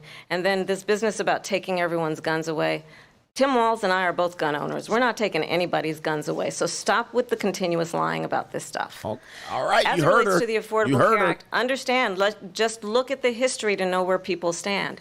When Donald Trump was president, 60 times he tried to get rid of the Affordable Care Act. 60 times. I was a senator at the time when I will never forget the early morning hours when it was up for a vote in the United States Senate, and the late, great John McCain, who you have disparaged as being, you don't like him, you said, at the time because he got caught. He was an American hero. You? The late, great John McCain, I will never forget that night, walked onto the Senate floor and said, no, you don't. No, you don't. No, you don't get rid of the Affordable Care Act. You have no plan. And what the Affordable Care Act has done is eliminate the ability of insurance companies to deny people with pre-existing conditions.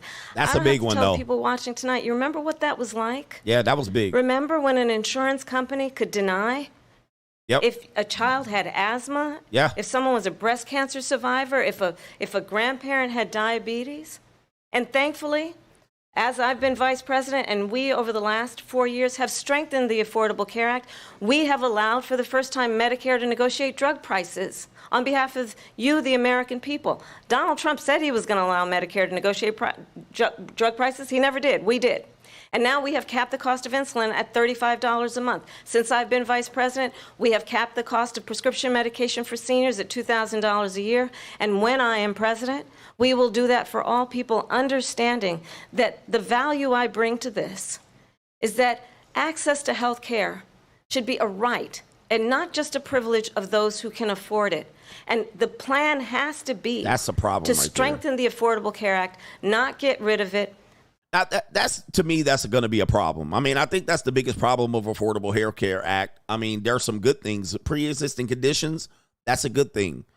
But of course, then when you look at the right, healthcare is a right, then that goes into socialism, right? Which then makes it a little bit more iffy as to the quality of healthcare, which then means, in effect, the people who benefit got to buy into it, which makes it more expensive. So instead of getting an HMO at this price, you're getting a PPO or a private care, and you're paying exorbitant cost, and the doctor can use that insurance against insurance companies and inflate their. I mean, I think the Affordable Health Care Act, I get it.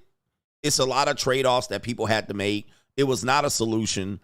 But yeah, man, I mean, it's very problematic. I know people that have pre-existing conditions that couldn't get health care, but then when this was passed, they could get health care. So there's a positive related to that. I don't know how you fix it. Because then when you get into everybody gets health care, but you have to buy into it, and it was way more expensive than it previously was. All right. I mean, it was a lot of you young people don't remember this time period, but I do. All right. As an adult, having to buy your own insurance. And if you have pre-existing conditions, they could deny you. But then once that changed, Obamacare, then what happened was it made it accessible to everybody else. You could buy into it. It was just more expensive. So, right. And then what then that did was that caused this completely massive war for insurance companies and open enrollment. And then people become to be able to monetize these health benefits.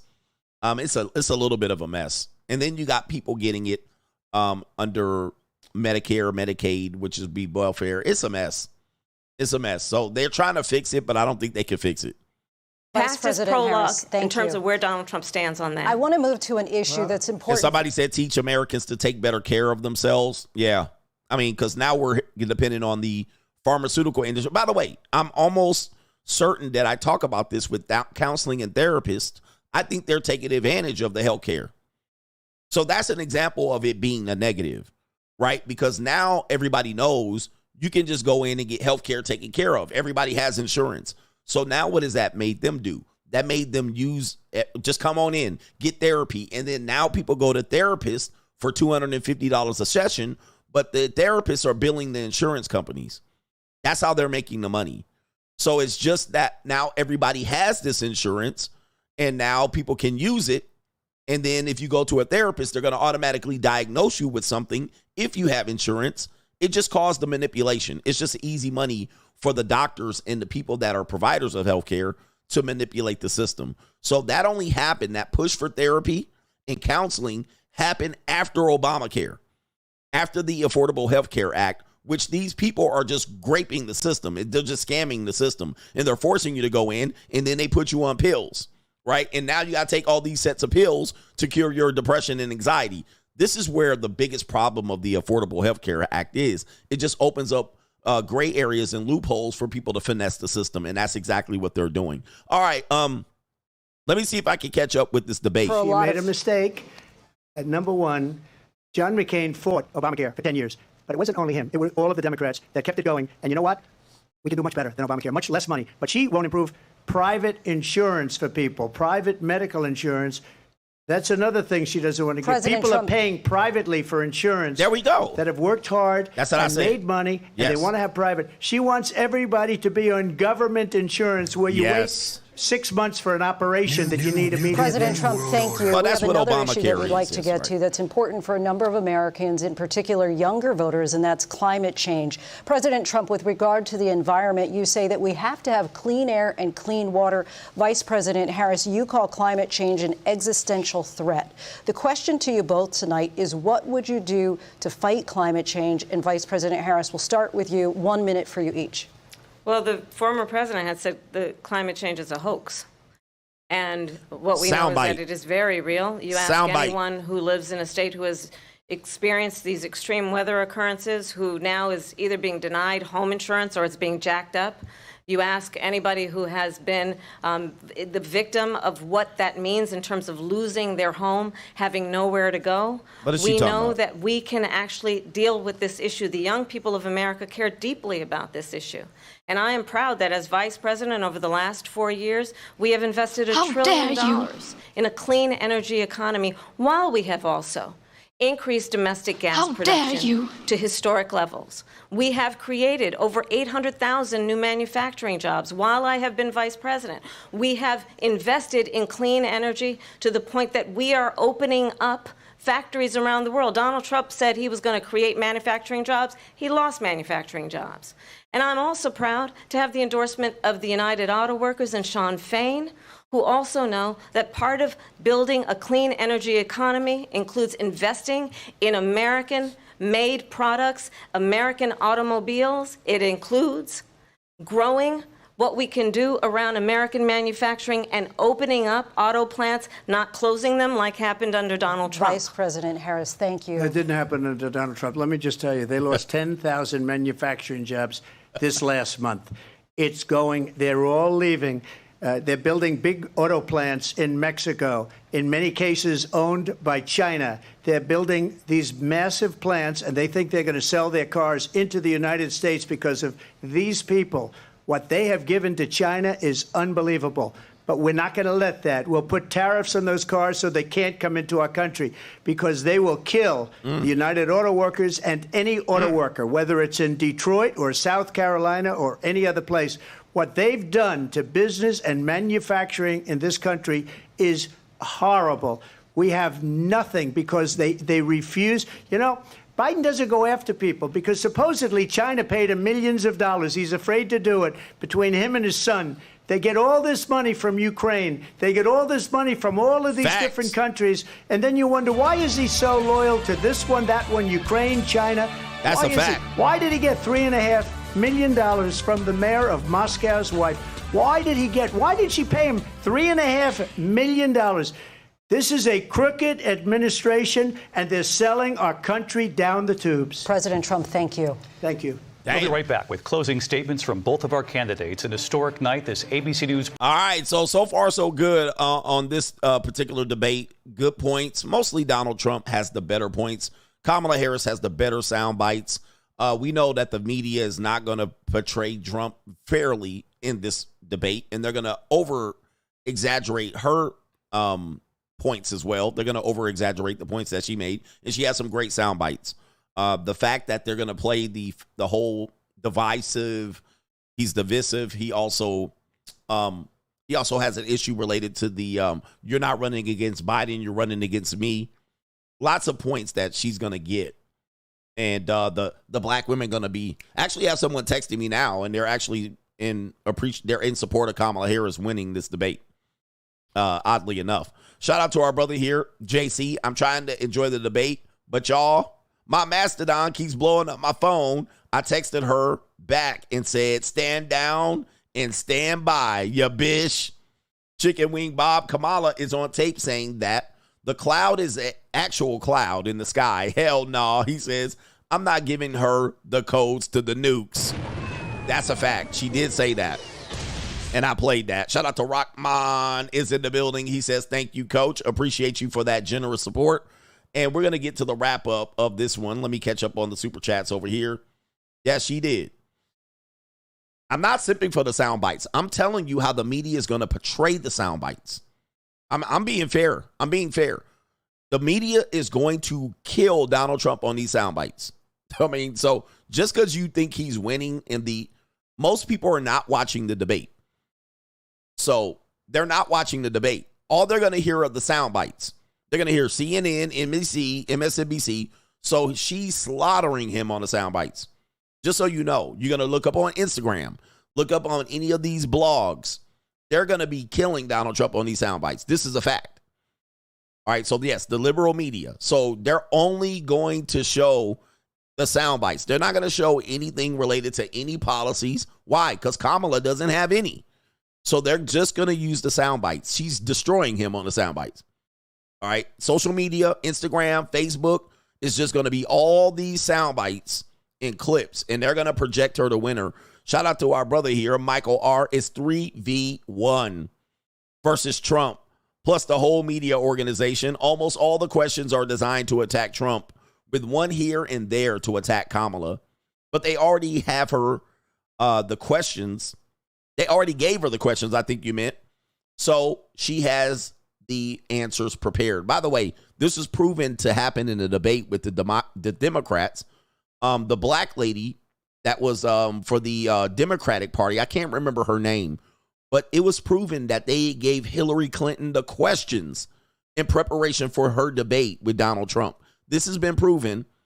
So I would not be surprised if this happened again. He says, then all Kamala does is lie and sell BS. That never would work. Indeed. He says, hopefully we have enough people with a brain to see this, or this country is over. Trump 2024. Save America. Unfortunately, we don't. Donna Brazil was the lady.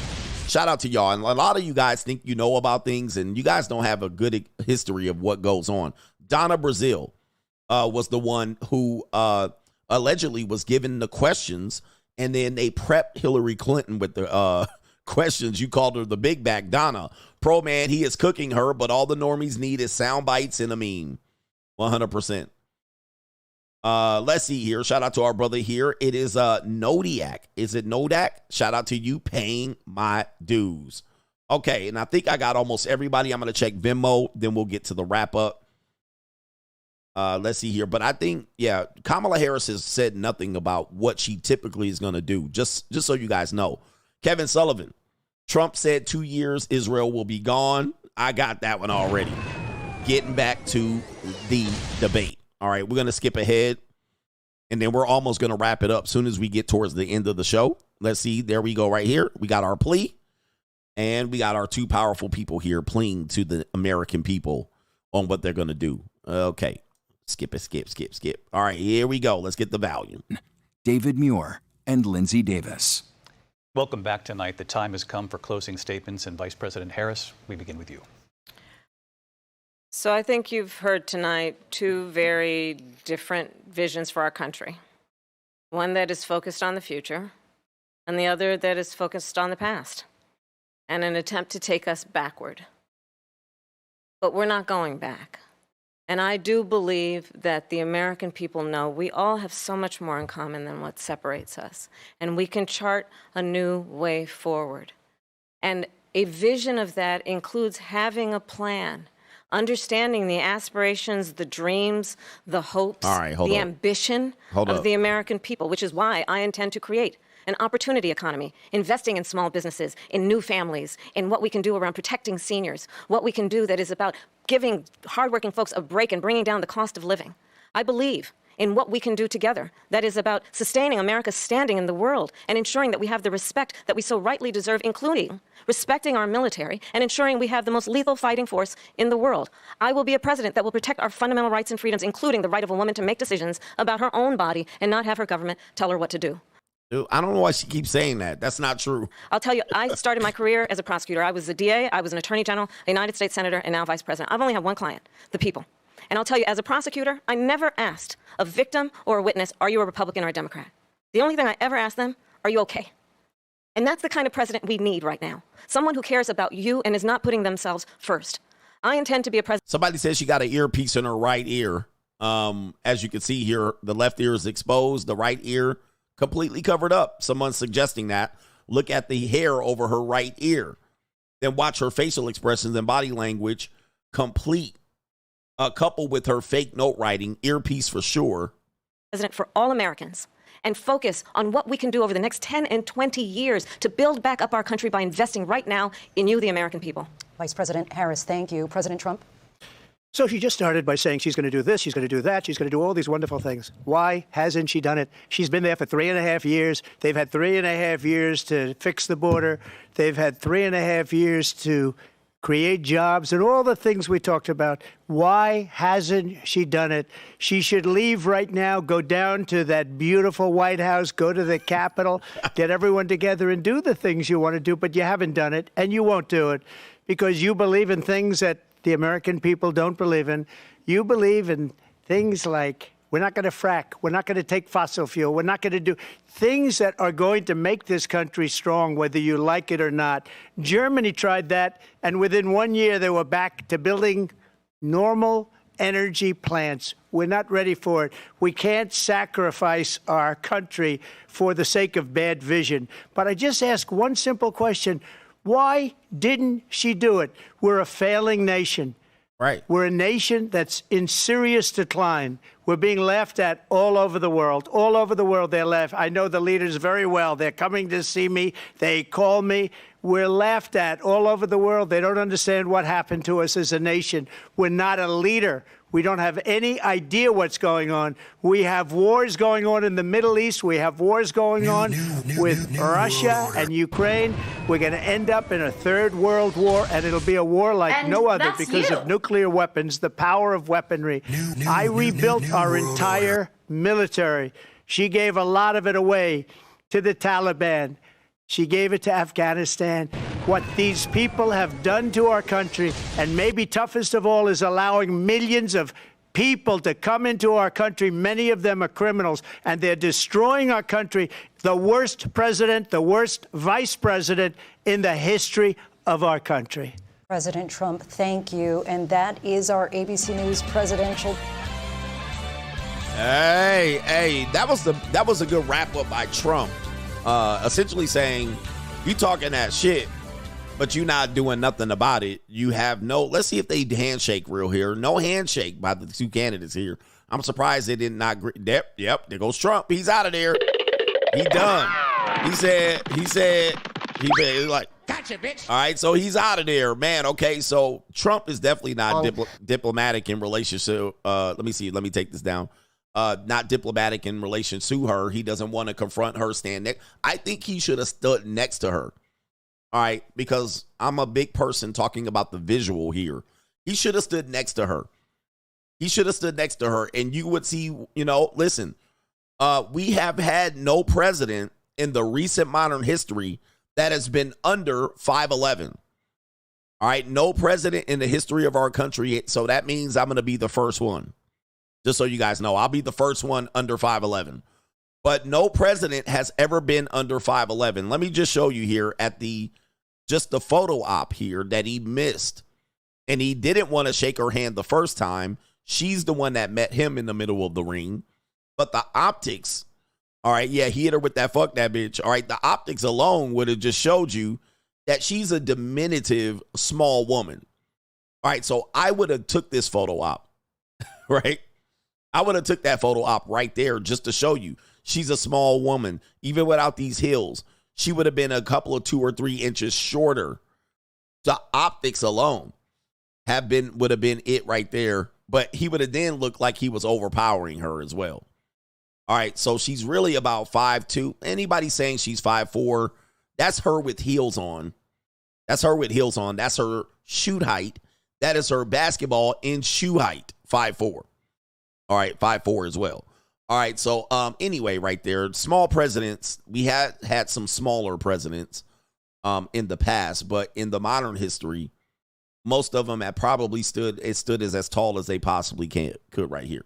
All right, but I'm gonna be the first one under 5 foot. Well, I won't say. All right, I won't say. But anyway, great debate. I think Kamala Harris did better than I would have anticipated, just to be honest.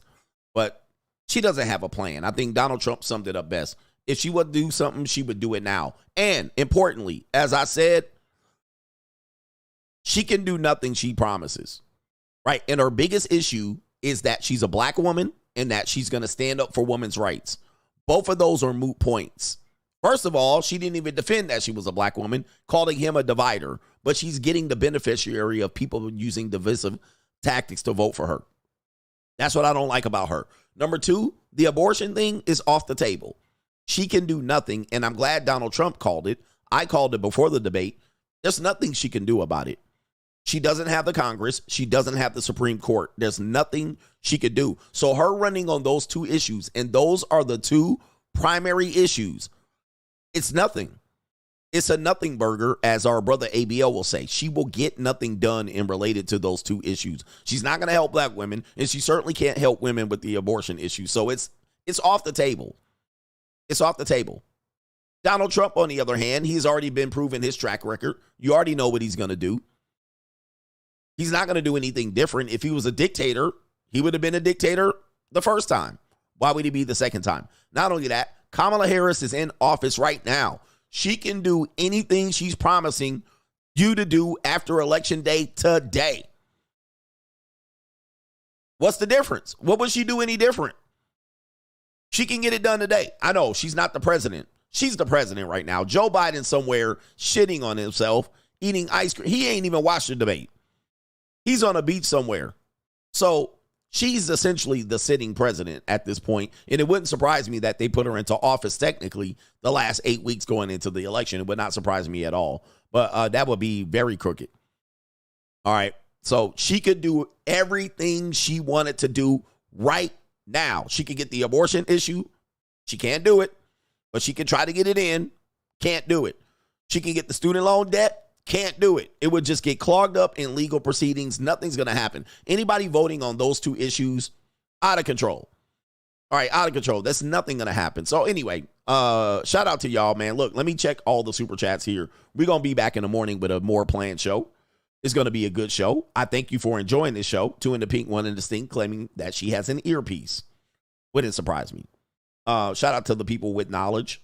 And if we're voting still on emotions, meaning guilt. Oh, by the way, as a powerful individual, you need to be standing on your square. She stood on not many squares. But Donald Trump got caught shuffling a couple times. Shout out to our brother Loud Pocket says Coach George Washington was 6'2". Yeah, I think if you look up the heights of most of the presidents, I know you can always say heights are a little bit taller. Heights of all the president, most of these people were tall. With the exception of a few. Just so you guys can see right here, just for the curious people here. All right, 6 foot, 6'2", 5'10", Jimmy Carter, 6 foot. Bill Clinton, 6'2". All right, Abe Lincoln, 6'4". He was, his shoot height was a little bit taller. We got 5'10" here. Milford, Fillmore, 5'9". Eisenhower, 5'10". LBJ, so forth and so on. We got a 5'4" James Madison, 5'8" James Polk. These people are history, right? These people are far back. We're talking about modern times. 5'7" John Quincy Adams. All right, George W. Bush is not on this list. All right, but he was said to be around that 5'10", 5'9", but of course with shoes, he was pressing close to 6 foot. He probably wore platform shoes. All right, where the rest of the list? All right, where's George W. down here? Because people are claiming, they got it by order right here. Okay, so we got 6'2". These are definitely Barack Obama, 6'1.5". Anybody in modern times? Reagan, 6'1". Kennedy, 6'1". Okay, Gerald Ford, 6 feet. Biden, 6 feet. Nixon, 5'11". George W. Bush, 5'11". Okay, and a half. They gave him a couple of feet here, a couple of inches. And Jimmy Carter 5'9.5". All right, 5'10", you would round it up there. But those are the people in current time. Obviously, these people are far, far back in history. A lot of 5'4", 5'6", 5'6". So anyway, Kamala Harris, you say. All right. Oh, the humanity. Kamala Harris would be the shortest president ever elected. All right, so there you go, Kamala Harris. Right, who said that? Freudian slip. All right, Kamala Harris. All right, yo. Oh, the humanity. All right, Kamala Imhoff, whatever you want to call her. Shout out to y'all, man. Look, let's get out of here. Hit the like button on the way out. I'm going to go eat and feed Nova. Peace.